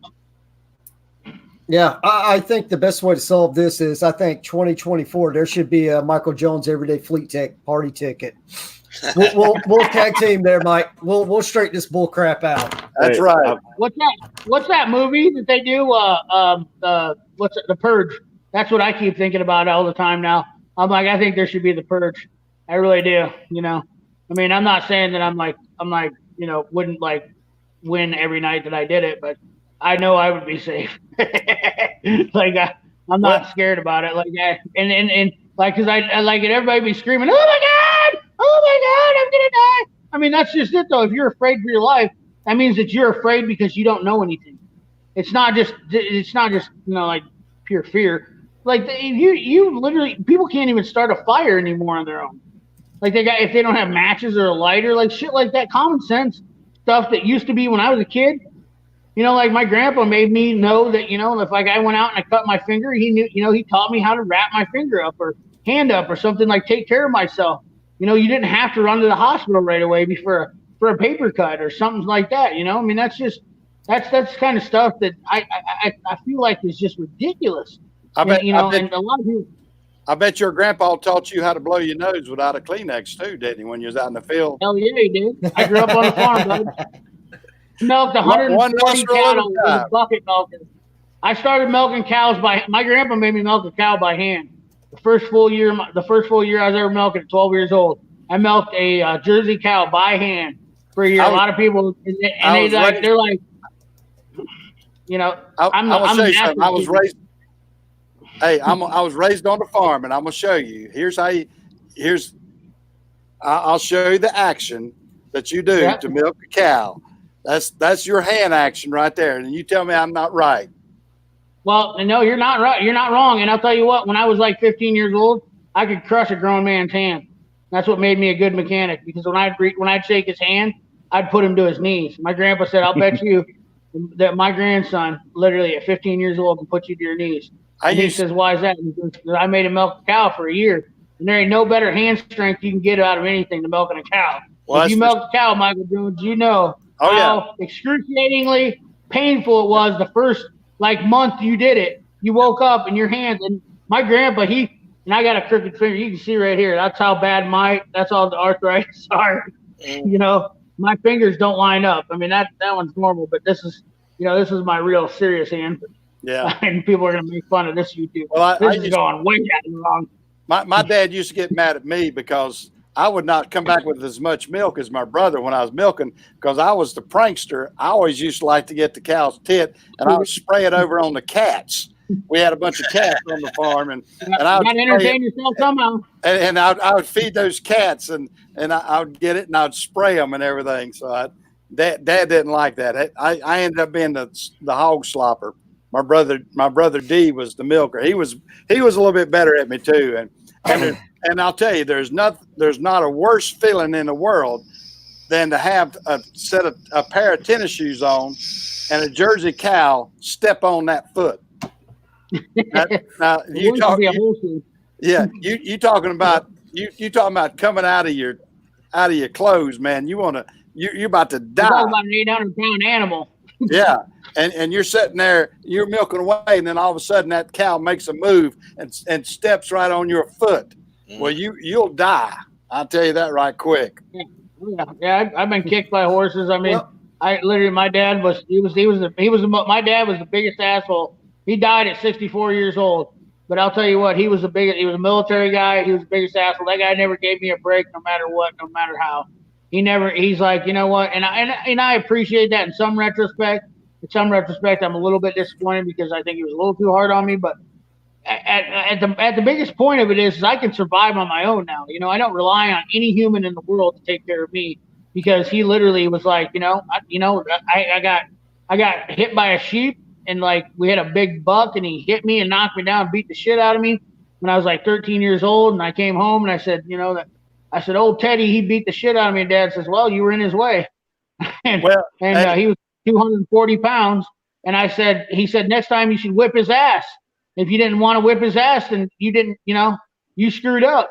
So next time I grabbed a 2x4 and I cracked that sucker right across his head when he came at me. And I knocked him clean out. And I said, Dad, I came home. I said, I killed him. And he says, you didn't kill him. He said, you just knocked him out. He said, that sucker's got a harder head than you do. I promise all the Norwegian you got in you, son, that you didn't kill that sheep. And I went back the next morning. He was alive. I said, oh, my God. Well, let me say, you just listen to Johnny Cash's old song, A Boy Named Sue, and you're like a lot like that. Your dad taught you a good bit, and that's why you did like that. You're a boy named Sue, and that's what happened. Well, we're losing everybody. What's happening? They got tired of it. We were talking about farm animals, and they got scared.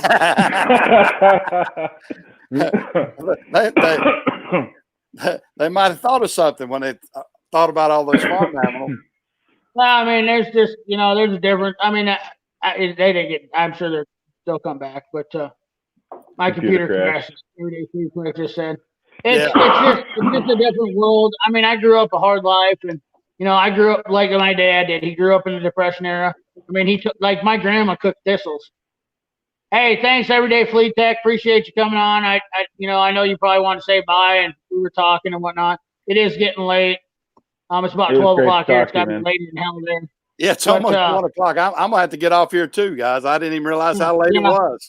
We got 3 hours and 15 minutes in this live stream, but you know, it is a different world, and it's a different time, and you know, there's a lot of different things. You know, it's just my dad was a hard nosed, different type of guy. You know, I mean, he didn't give me any breaks for nothing. You know, he said, if you want anything in your life, you're gonna have to earn it.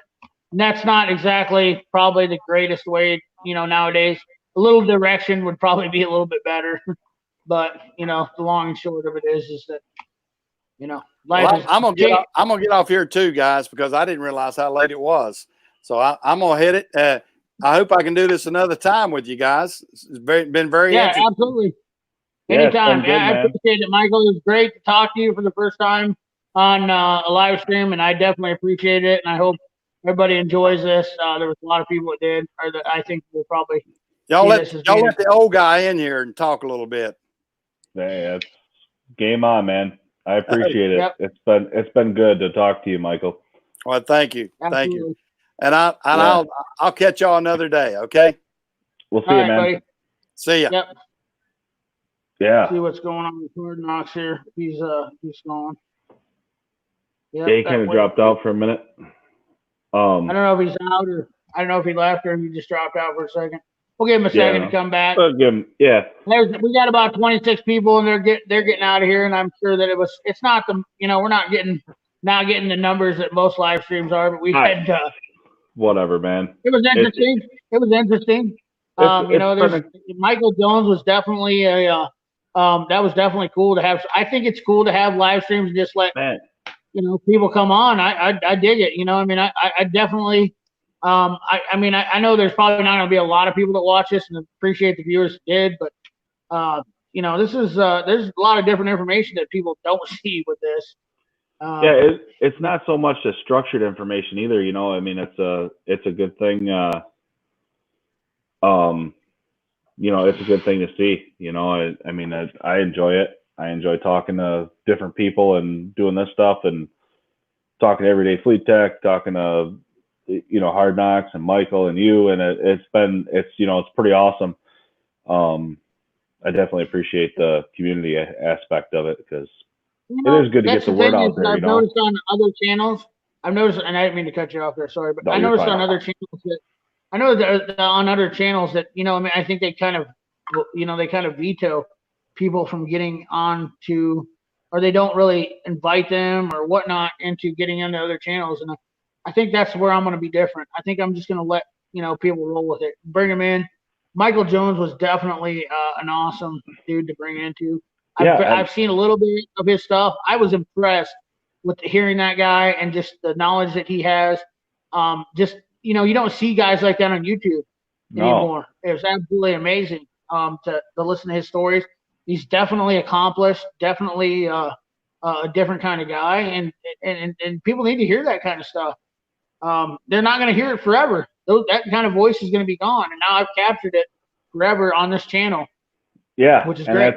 That's the phenomenal thing about it. You know, is everything that we're doing is. I think it's a really good message to bring across. You know, we're talking about stuff that matters. You know, I mean, I'm not a huge fan of the political aspect of any of it, but it is what it is. It's all part of it. You know, we gotta look at where the country's going. And as far as my point of view on it, I don't care how you vote or what you do, as long as you do. You know, go voice your opinion. Game on. Whatever you want to do. As long as you're looking to move the country forward, I'm good with that. And guys like us are going to do that. You know, I mean, we're the people that are truly going to put it on our backs and move forward. Right. No matter what direction it is, east, north, south, east, west, it doesn't matter to me as long as we're moving forward. You know, I don't really care. No. If people don't want to listen, they don't. That's just it. We're doing what we want to do, and I think that's the cool part about it is that I can look at all these other channels and they're gaining views and gaining all this and that, but the problem is that they're not being honest at all aspects. There's a lot of people that, you know. And There's I a lot don't of care people- about I don't care about views, like you said, and you know, that was kind of the jokes I cracked with every day. You know, I seen him post a comment. I'd love to be on his channel for a live chat, and I'd the same. You know, I'd like to start doing these on mine too. It'd be great. But Absolutely. you know, it's one of those things. You know, I made a joke about, you know, integrity on YouTube. Are you serious? You know, and I feel like the group of people that we had in here tonight was all people with high integrity that weren't looking to sell a product or sell them. We're just selling the truth. We're selling our honest selves. You know, I mean, there's no, just be honest, you know, and that's the biggest thing, you know, it's just for me is showing you the truth thing. And, you know, they talk about new techs and tools, and, you know, I'd love to do a live stream just on that of, you know, maybe on my channel, get you on there, and everybody else or whoever wants to come on. It'd be great to do something like that where we just talk about the new techs getting tools and, you know, whatever it is. Hard to stay focused. It's definitely hard to stay focused, Oh. but you know, all in all, at the end of the day, if you can put up with, you know, getting through 3 hours and 20 minutes of listening, I think that the message that was delivered on this was absolutely better than most people have delivered in years. You know, because we had such a huge generation that we filled in gaps. I'm 41. Yeah. You're a couple years younger. Everyday Fleet Yeah. Tech, I think he's a little bit younger. I don't remember how old Hard Knocks is.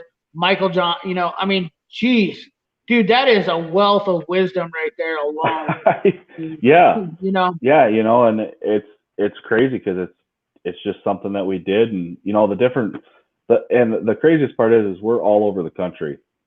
You know, I'm from as Yankee could get in Michigan, you know, and they're down there. You're in, you know, Iowa. Iowa. It's crazy to see where everybody's from, and you know, shoot, you know, we're almost covering the country. If we could have one of them guys from California on there, you know, we'd be rolling right across the whole country. You know, and there was people from California on the live chat, you know, on the chat all through the place. yeah. So, Yeah, we had Cali Fleet Tech. and We Dallas had was there, you know. God, who else was that? Paul. He was on there. I mean, there's, you know, We had that's Texas. why I'm making all these guys glue wrenches. I'm making all these guys glue wrenches on my channel because the knowledge that How do they you bring do from that? every part of the country. How do you make people a blue wrench? I got to figure that out. You got to add a moderator. So you go into your actual chat, and there's like your 4 dots, right click or left click on that, and then it says add or remove, add moderators or whatnot. But you know, I can't. You know, I really got to throw a shout out to Hard Knocks, dude. If it wasn't for for this guy, I don't think I would ever got live stream started. Hard Knocks is probably one of the most down to earth dudes that I've ever met so far on YouTube. You know, I've had a couple really good guys that I have to say that, and Hard Knocks, he's been on here a long time, and he's put in a lot of work on, you know, just being a real dude. And it's Doug Yoda, Oregon, you know, or Yoda Doug. You know, there's that to be able to be across the country from Georgia, Oregon, Canada, California. I mean, North Carolina with Michael Jones. I mean, criminy, dude. We can literally, you know how much you could change the world or the America just right there by spreading the message. Internet has changed everything so much right now with just being able to communicate with people and understand what's going on in their parts of the world. That would right there alone, and I know this isn't going to be the viral video that hits YouTube, but if people actually realized that they could talk to people and find out what's really going on in their area of the country, we wouldn't have to worry about all these guys traveling all over, because you would know. You know, you would know right away what's going on, what they're doing in their state, what they've actually done in their life. You don't need them to travel anywhere. Just listen to the people who don't give a shit. They have nothing invested in it. They have nothing to gain from it. They're not getting paid to do anything. They're just being honest with their opinions and what they see. That's it. I've made zero money off YouTube. I haven't either. I don't even, and does it hurt my feelings? No, I don't even care.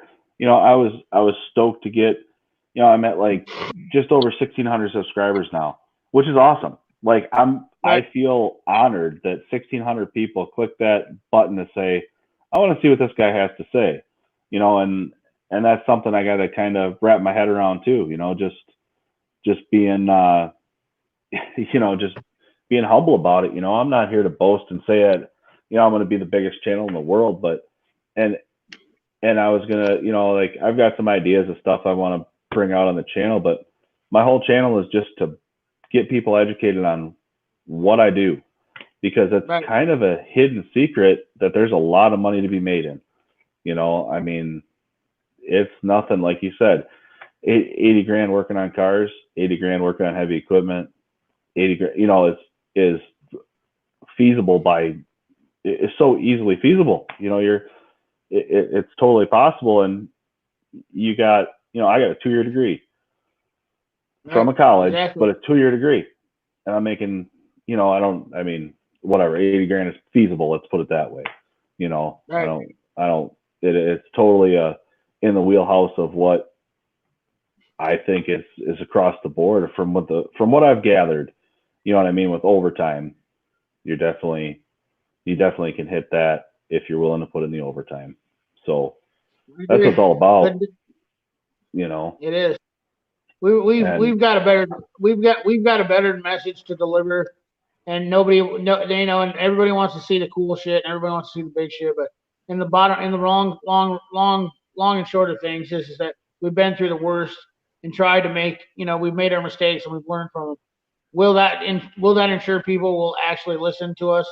Probably not, because people get caught into the shiny, the fancy, the new, and at the end of the day, they're not there to save them money. They're not there to help them, and they're just there to push them in the direction because they're yes men. That's Yeah. that's a better way to put it, is that people who get paid to do this and people who get money to do this turn into yes men, and it's hard to not be a yes man. I was there when I was a tool dealer, and I think one of these days I'll reveal who I worked for, but I was a yes man, and I got literally rammed down my throat like, oh, you got to say this, oh, you got to say that. And I was against it. And that's why I did so well, because I was against it. And that's why I believe, that's why I can't change who I am, is because no matter what I did, the guys loved me in the shop when I came in to sell them tools. They loved me because I said, you know what, man, I don't have it. You're better off to get this from here. Yeah. I don't have it. I'm going to be honest. I want to sell it to you and I need the money. But unfortunately, I'm going to tell you right now, they have a better product. I don't care. And you know what? Any tool dealer that's got that balls in them to say something like that is going to be 10 times better. I promise you, because I know. I'm not like tooting my own horn, but I was number 3 in the world for a tool dealer in my company that I worked for, and that's the reason why. It was because I wasn't afraid to say I wasn't the best at everything. Yeah. And admitting your failures is exactly how you will be a better person in this game, because it makes you more honest. It makes people realize that you're just a normal human being. Yeah, that's all that totally. matters. Totally. And if you're a real person, you're going to get way further in this world than if you're trying to be somebody you're not. And people ask me all the time, I've worked for different companies and worked for, I work on John Deere equipment now, and they always ask me, what's the best type of equipment? I'm like, well, they're all junk when they're broke. It goes back to the red tractor, green tractor discussion. Which one works better? The one that you're going to have support for and be able to keep running in your business and your particular application is the best one for you. I can't tell you that, who makes the best excavator. They don't have help wanted signs in every dealership when you're driving down the road because one's better than the other. They're all looking for people to work on them. So they all break. So which one's better? This one might have a little advantage here, but this one's got an advantage here. Just like you're saying with the tool stuff, man. It's all personal preference. It's all on what you like. And, it is what it is. I seriously am wholeheartedly jealous how many tool guys you got showing up at your shop, because I would be, I'd probably be financially upside down more than I already am with tools. But whatever, it is what it is. That's the way it is. But it's all about that thing. There was a kid that just started at our shop, and he wanted to buy a box, and he was looking at a Snap-on box, and I'm like, dude, no, stop. Like, you don't need a box. Right. Get yourself this Not your wheelhouse this right now. this roll cart right here will There, get you yeah. will get you what you need, and fill that roll cart. And when that roll Right. cart is full, and you not as full as yours, I wasn't explaining, but Jesus criminy. I did see an open spot for a 1/4-inch nut sitting right there in that one corner. Yeah, no, it's disgusting. Trust me, it pisses me off because I'm definitely I'm not a fan of it. I did that tool review with a lot of shame. Trust me, or that toolbox tour with a lot of shame because it was not my game, definitely. But I get what you're thinking. But you know what I'm saying? But when it's full, move up. That's what you have to do. And I spent a lot of time on the road, and my box, I had a 1022 is what I had when I got out of that service truck, and it was 10 years of collecting and buying tools, and man, it was insane. And then I got out of the service truck where, the shop supplies a 3/4 torque wrench. Well, it's a click type. I had one on my truck. I had, my 3/4 sockets. I had my, all my stuff that you walk into a shop and they're like, yeah, they're sitting over here. Here's the set. Because the shop is generally where you're younger guys and you need the special tools, you need the bigger tools, that stuff somewhat, there's some shop tooling there that you can utilize, and there's other people that you can utilize too. And that's the biggest thing for me. I try to take the mentor role as a person and say, any new guy coming in, hey man, I'm gonna make a deal with you. First of all, I don't trust you, first of all, to do anything. And you have to earn that trust. You have to earn that trust. I'm gonna tell you to check the engine oil on that machine, and then you're gonna watch me walk by a few minutes later and pull that dipstick myself. And then and then we're gonna build some trust here so I can do that. And I've done that with a few different high school kids that have come down and worked and done some things, and it's just that building that trust. Now I can tell the one kid, hey, go check that oil, do this, or whatever it may be, a small task, but it's an important task. They're all, and some it clicks, others not so much. Nope. But out the window. You can just see it leave.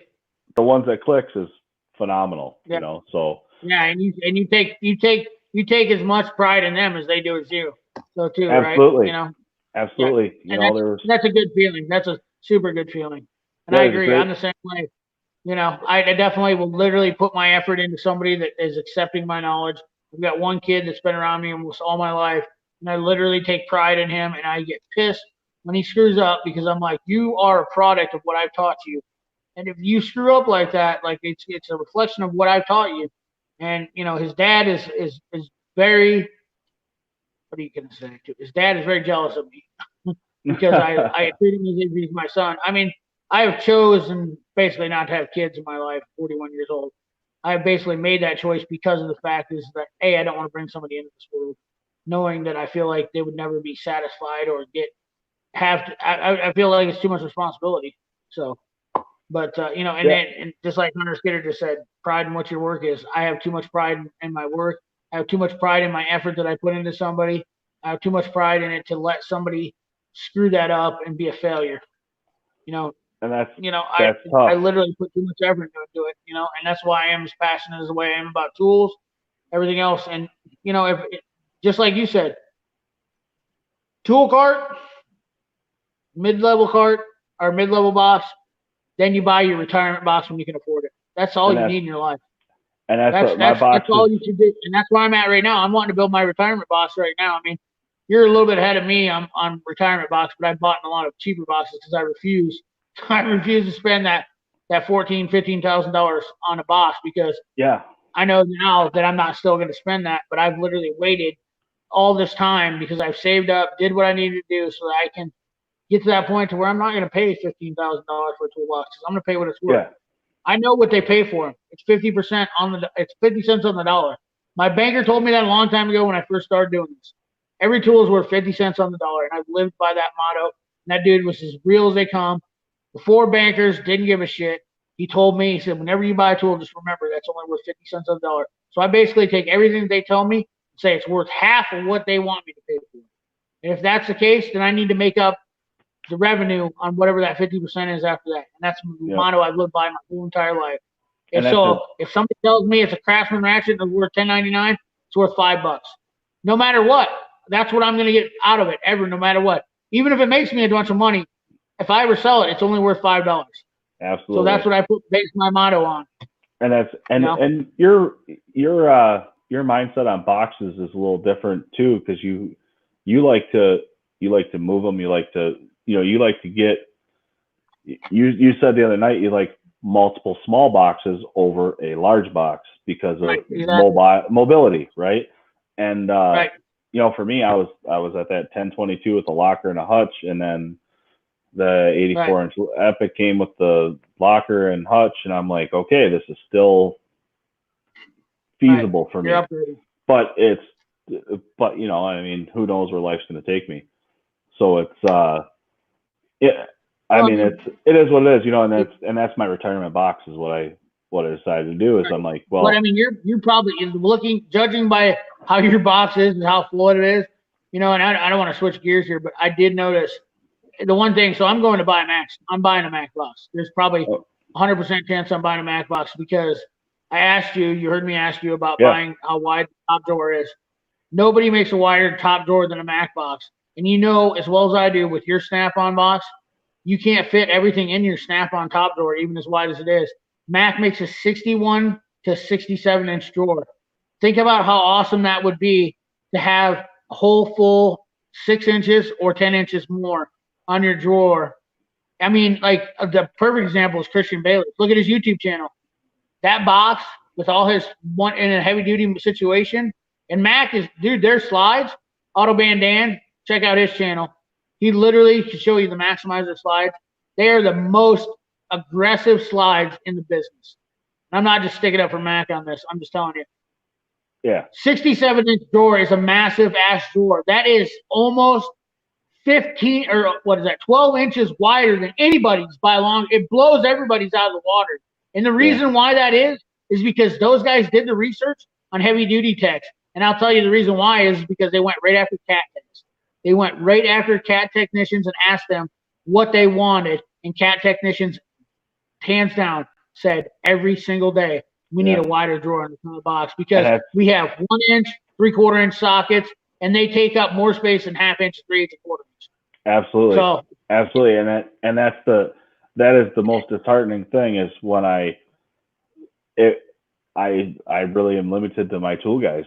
You know what I mean? Like I don't care what kind of box it is. I was trying to look at Mac and Matco but they weren't there. Right. But they weren't there. You're limited by your sucks, I'd have looked at a Cornwall, you're talking like Cornwall's got some stuff coming out and I'm not going to be in the market for a new box. That ain't gonna happen. You're in where you're at. I'm stuck. I'm locked into what I want to be, and that's where I'm gonna just make do with. There's nothing wrong with it. And there's nothing wrong with it. I'm completely proud of it, and it's a great box. And my cart, I love my cart. The more I think about it, the more I might try to step up to a little bigger cart. And if I could, I don't know, that might be, you're oh man, you're influencing already. I sell a lot of things. God, dang YouTubers. I sell a lot of things. I try to be logical as possible, and that's just it. I mean, I trust me, I love Snap-on. I really do. I love the fact that their pride and everything they got and their stuff. And Matco, I'm disappointed because Matco, for me, I'm really pissed at them right now. Really disappointed in them right now because when I started buying tools 20 years ago, they'd only been in the business 20 years in the game. And they were such a great company as far as giving great deals and being very competitive. And now all of a sudden, and if you look at my Instagram, you've seen that picture I posted of those. Totally. It's ridiculous. They're absolutely, they're dumb. It pisses me off. It makes me so angry that company has let themselves slip into this. Well, we're good enough to be Snap-on pricing on everything. We're going to just dig into everybody $100. We're not going to be competitive anymore. We're going to sell our name. They have not reached that level. They don't need to reach that level, and they can be competitive. If it was $50 difference, I could probably, deal with that. But they are $100 to $150 consistently across the board on stuff and more expensive. And Cornwall, that's where I think, and people, I know Cornwell is like, people are like saying, well, Cornwell this and that, but I'll tell you what, if I'm wrong, I'm wrong, and that's fine. And Cornwell has always been behind the game. They've always been third in line behind Matco, Mac, and Snap-on, because Matco came from Mac. In my opinion, it's Snap-on, Mac, and Matco. But I would not be surprised. Cornwell is literally behind their dealers now. They're trying to put it into it, and they're literally taking Matco's strategy and they're burning them to the ground. And I wouldn't be surprised if we see Cornwell in the next 5 or 6 years come up in the game and they literally take over, because of the fact is that they're like, all right, we're not going to play that boomer game anymore where, our product that we make in Ohio is awesome. We have to be competitive. So a lot of their old dealers are getting out of the game. But this is just like when I first started in the video, I see it happening. Their Blue Power line is definitely going against Matco's ADV. And Matco was pretty successful with ADV and Silver Eagle. And I think Cornwell is going to be very successful because you can almost buy all their Blue Power shit the same as you can buy anything off the street in your let's call it your, what the hell is that, Power Tech or something like that. They have come out by certain companies. Gear Wrench brings them out or whatnot. Yeah. They're being very competitive with that ADV line, stuff like that. To get techs that don't have as much money in the game, I feel like, and not only that, they're doing products with BIM, they're doing products with Capri. I feel like they're definitely taking charge of their own destiny now. And I'm not stroking off Cornwell because I've never dealt with them, but I see it. I see it when they came in and they have the same products. I keep seeing it week after week, and every flyer, and Cornwell's flyers online. So if you guys that are still on here want to look, Cornwell always have their flyers online. If you have a Matco guy, check online against their flyers, and they're almost comparable every damn month. You can look through Cornwell's flyer and see the same stuff that Matco is selling, and it'll be $50 cheaper. I guarantee it every time, and it just blows me out of the line. It blows me out of the water. Yeah. That's the tough part. You got new guys coming in and they don't know where to turn. Like that. I didn't know when I first got into the game. What to do, right. And I had some right. opportunities that I seized that were pretty good. I had some good stuff that came to me, and it was through the 50% off student discount program. If you paid cash, you could buy it, and I got a bunch of tools that way. Lure. That's like a good fishing lure. Yeah, and it got me in, and and Matco offered the same thing, and Mac wasn't really coming to the table on that one too much, and that was tough because I could have gotten a lot more Mac tools. Because my buddy at college, he had a Maximizer back in that was 2000. He had a Maximizer, and that box was sweet. It was sweet. So I already have this little bit of love for Mac, and even though I've never owned a whole lot of it, I've always had that little bit of aspiration to get that, and next week I guess I'll be over another branch doing some training, and there's a Mac guy that shows up there, so there might be I might be able to slip on the truck there if I let him know to get it. I might be able to see what's going on in the Mac truck and see what happens there. I'm hoping to, and I don't want to put this out there, but I'm hoping to be able to work with Mac and to help out people that don't have distributors in their area. I'd like to design something that where we don't have Mac dealers, because I think it's a travesty for some people. And you don't have to buy all Mac. I think it's stupid. I think it's absolutely dumb to buy from one dealer. If you put all your eggs in one basket, you're a fool. Yeah, it's tough. And some people, unfortunately, just like you said, we're only given that opportunity to be with one dealer. But the sad part about it is not one tool company builds the best tool for everybody. There's no chance. There's no way in hell that one tool company builds the best tool for anybody.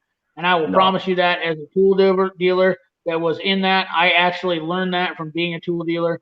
And that was the hardest lesson I learned, was that I was the most disappointed after I became a tool dealer, because I had a love for one company, and I decided that it was not.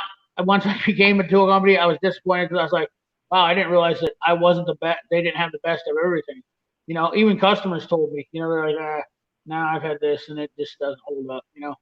And I know Yeah. the weaknesses and whatnot, but that Yeah, and you that's- put all your eggs in one basket. It's you know, it's better to spread the love around. That's all And there that's is to it. that's the tough part is there's a Mac guy that actually has our area, but Won't come to you. and the tough part is they don't. It is all the person because it is your own truck. I guess you know that better than you might be able to Yeah. even be able to shed some light on to me about that. Is It's hard. It really is the It's individual a hard salesman choice. that does his own route, and if he doesn't want to show up to your shop, he's not obligated to. And if he, you know, he controls his own prices and does his own thing, so it's tough for me because you get a good guy and life is great. You get a not so good guy and life is not good. Changes your whole opinion. Yeah, no, and here's the thing is I just recently looked up distributor numbers. So I think Snap-on is up to like 3,000 or 4,000 distributors. You know, that's pretty broad. And then Matco is like at 2,200 distributors, and Mac is like 14 to 1,800 distributors. And then Cornwall is like right around 1,000 distributors. And Mac is actually the third lowest in distributors, but they're the second highest in nationwide. They have the most distributors in Canada and Europe. So they have a bigger presence, you know, across the board, which makes them a better tool dealer, in my opinion, because there's only 70 Matco distributors worldwide, you know, outside the U.S., 70 versus 438. That's three times the amount of that. And Cornwell is almost non-existent outside the U.S. But Cornwell is the second oldest tool company. So the numbers are really skewed on how that works. You know, it's really weird how this tool company shit works. And then, you know, the sales tactics is that these people use that shit and they tell you, like, Snap-on, like, we're the best, we're the biggest, blah, blah, blah. We're the, you know, and then Cornwell can say, well, we're the oldest, blah, blah, blah. Well, and then Mac will say, well, we're the best known, second best known in the world, blah, blah, blah. You know, and then Matco will say, we're the biggest second franchise in the United States, and we've got the Fortune 500. Well, none of that means shit if you don't put those numbers together and actually look at them in a whole and say, well, okay, well, here you go. Just like I just laid it out for you. Okay, 1,000 distributors, 1,400, 2,200, you know, 3,000 to 4,000. Okay, and now it puts into perspective where exactly that means and what that means. Yeah. And not only that, it means that those distributors are the best at what they do. Now, granted, some of them are a few new ones. I mean, I've had those guys. I've had Snap-on guys that were huge turds, hated them. I've had very few Snap-on guys I've liked because they come into that mindset where Snap-on actually breeds it into their head. We're the best, we're the awesomest, and it absolutely pisses me off because I'm like, okay, well, you're gonna have no personality. You have no sense of, you know, the fact that what we need. You don't even know what the hell tools are. You came in to do this because you're just going to make money off people. You know, whereas most of the Mac guys that I've ever had were all ex-tool dealers or all ex-mechanics. And I've had one Matco guy, two Matco guys that were ex-mechanics. And the Cornwall guy that I've had, one was an ex-mechanic and one's an ex-Snap-on salesman. You know, I mean, that's the problem. You know, to get a good tool dealer is definitely a roll of the dice. It's really hard to get, you know, these guys will buy into these franchises, but as far as what they really know and how they know and what their perspective of is everything, really hard to get them to understand what it's like to be a mechanic every day, what we deal with, what we go through. You can't get that overnight. No. You know, you either have to be able to. So what I always say to them is like, if a new tool dealer comes in, I ask him what he did beforehand. And if he said, oh, you know, I was a used car salesman, I go, well, you're going to be about 5 years before you actually learn this business. And he's like, what's that supposed to mean? I go, because just because you sold cars don't mean you know cars. And if a guy comes in, he's a mechanic, and I go, high five. And I'm like, you're going to be awesome. Yep. And they're like, what's that supposed to mean? I'm like, well, if you're smart and you do shit right, you'll learn quicker than anybody. And then you got the guys that were like, you know, I just did sales. And I decided this would be a good one. A lot of times, I'll be honest with you, a lot of tool dealers you see come in are ex-military guys. They've got a good pension. They want a decent retirement job. They're getting their pension. And they actually make okay tool dealers, too. There's a ton of guys that want to open their own business, and that's what they do, and they're ex-military. And it's pretty cool. Some of them fail. Some of them don't. Some of them do really good because they don't have any they don't have any overhead really. They get to be able to come into the tool dealer and they have extra money coming in. They're not stressed out about selling shit. They can be more laid back, laxed, all that stuff. Those guys are kind of different. So there's a perspective you never hear on YouTube right there. Yeah. That's a whole different perspective about what a tool dealer is. You want to know how a good tool dealer is? Ask questions. What they do before. And that's what I do every time. It's not, I mean, even when I was younger tech, I learned right away what these, when a guy come in and said he did this and that, and I'm going to take the world by that. Oh, Snap-on's here. We're here. We're going to be awesome. Don't you worry. We're the best, and I said, oh yeah, what'd you do before? Well, I sold drywall sidings. Oh, really? Oh, that's cool. Good to know. Yeah. Tell me how much money I'm going to make off this tool you're going to charge me for. Like how's it going to help me? It's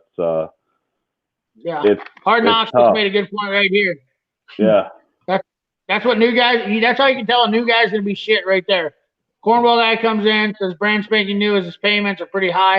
If you're going to spend the money with him, my Matt guy's the best tool guy ever because he has pleasure to buy from him. Exactly. And your Snap-on guy probably does you good like that. Like he'll work with you. He does. Yes. He does a great job, and it's all good. We've had a relationship forever and ever. He's in his 60s, my Snap-on guy, and he's been doing it for I don't know how long, forever it seems like, and he once they make it past 5 years, 5 years is the point.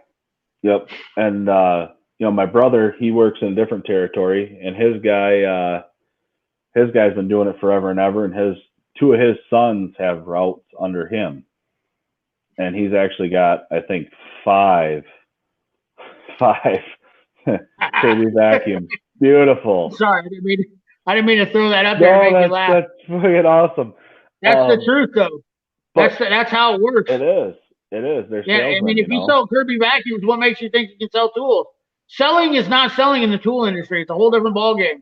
Mechanics don't want to know. The mechanics aren't going to deal with you.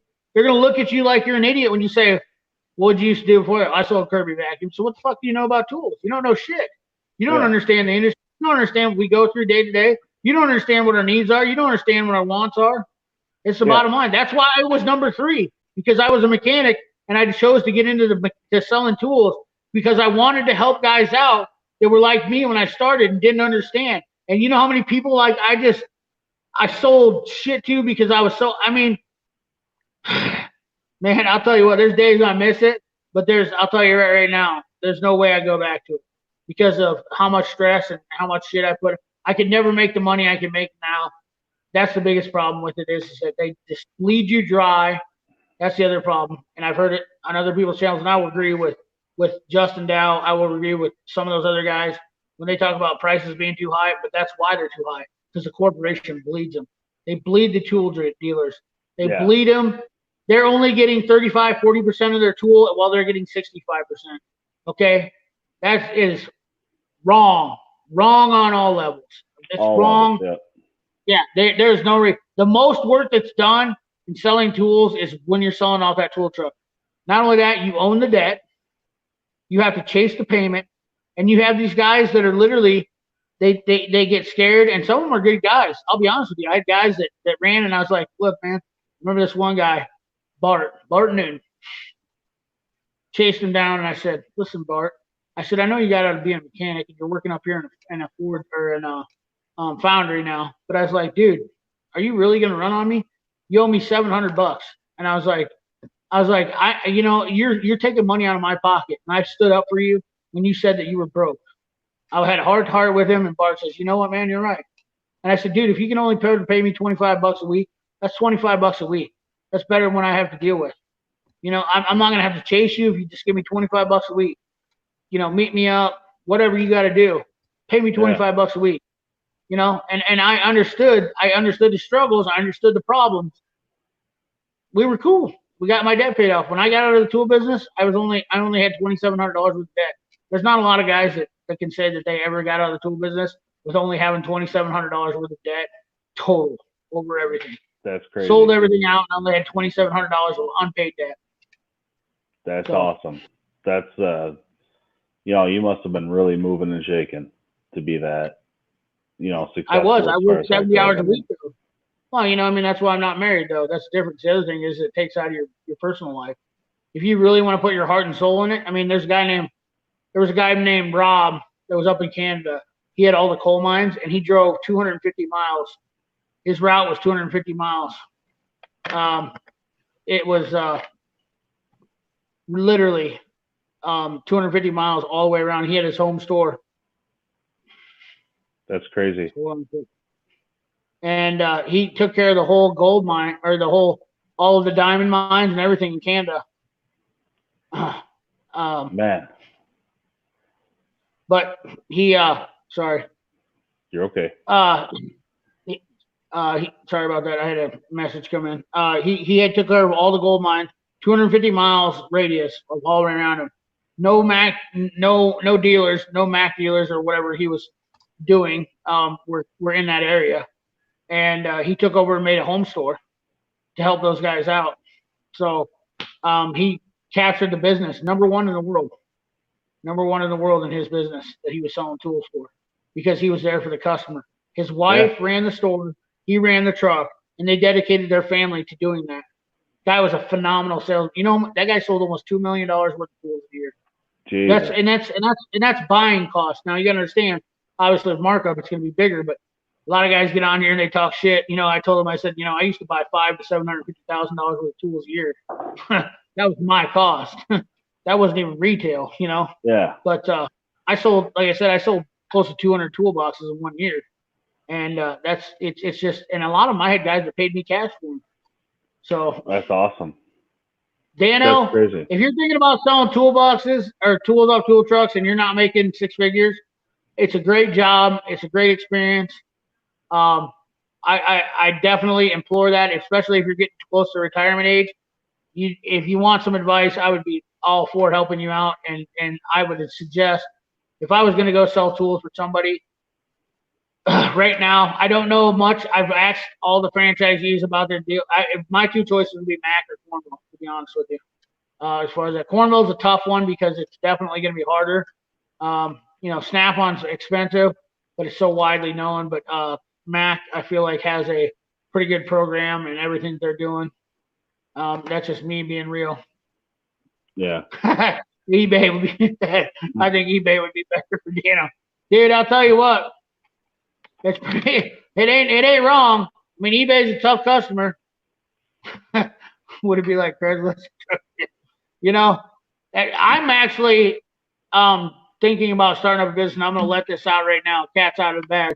We actually, so my partner that I'm with right now, who I lease the shop with, we are talking about starting up a tool business. And I'm not going to tell you the complete details, but he's so impressed with just my knowledge and everything that I have for tools. But he's like, dude, you could just you could crush people in this town again. With just buying toolboxes off of Facebook, Marketplace, Craigslist, and whatnot, and using your own capital, building your own tool truck, and then just selling them to people and just smoking Snap-on, and Mac and Matco, because you're going to get these killer deals and then make a small margin, and you know how the payment system works, everything.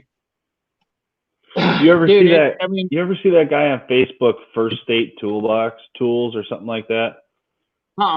He's on. I think it's First State Tools or something like that on Facebook.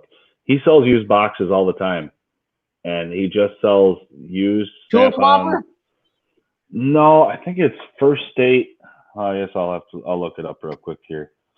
But I think it's the number one.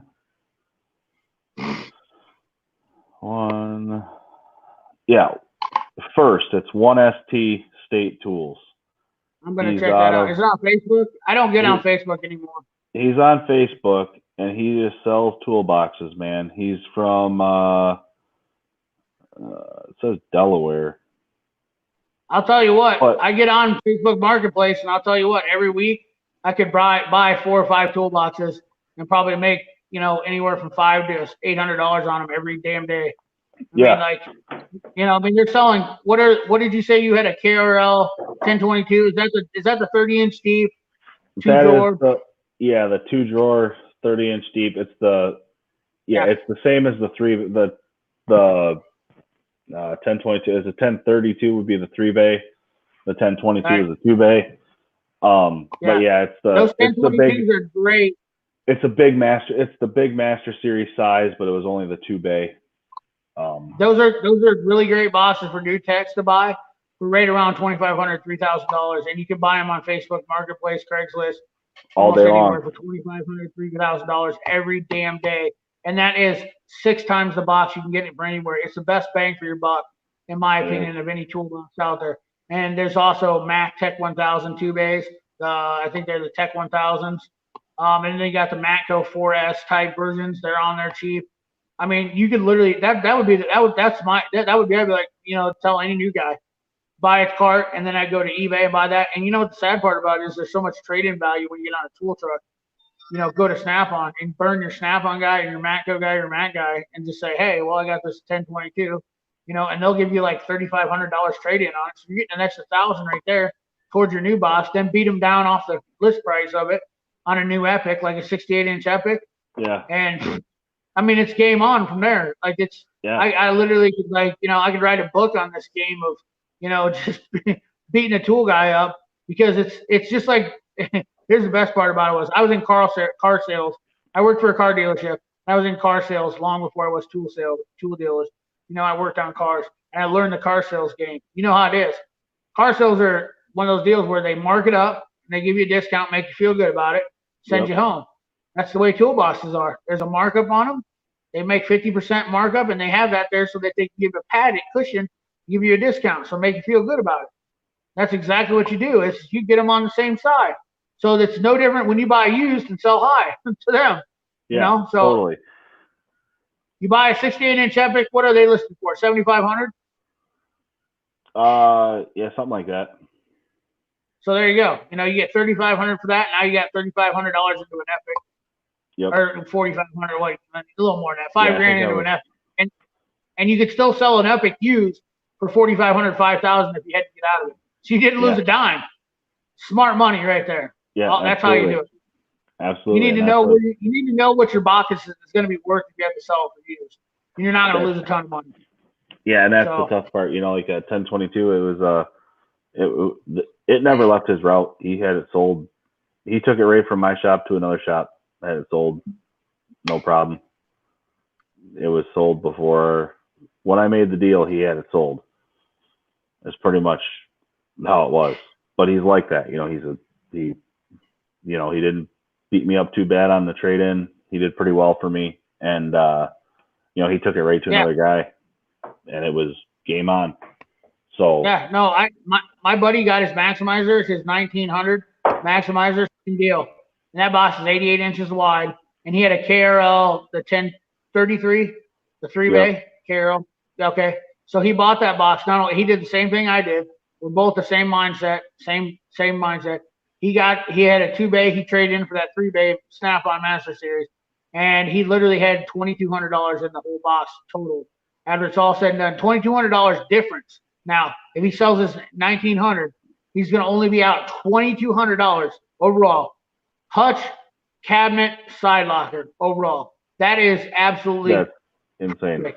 And you talk about how you can be a new tech and make money and get into a tool storage system.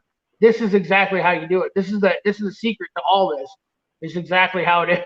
I mean, I'm giving away a lot of information here, but they'll have to listen. They'll have to listen to the whole thing to get good information, right? Mm-hmm. That's right. secret. I mean, all 4 hours and 3 minutes, but it's crazy. Anyways, we probably should call it tonight. It's almost 1 o'clock here. I gotta drag my. It's almost 2 o'clock here, so. Right on, brother. Hey, once again, Heavy Wrench, Phil. I don't know if you want me to call you. You can call me whatever you want. Just don't call me late for dinner. Hey, I appreciate you coming on again. Great live stream. Appreciate all you guys watching. Remember, hit that like button. Check out Heavy Wrench if you haven't. Ring that bell so you can get notifications whenever I do dumb shit. And, we'll catch you guys on the next one. Yep. Catch you later, man.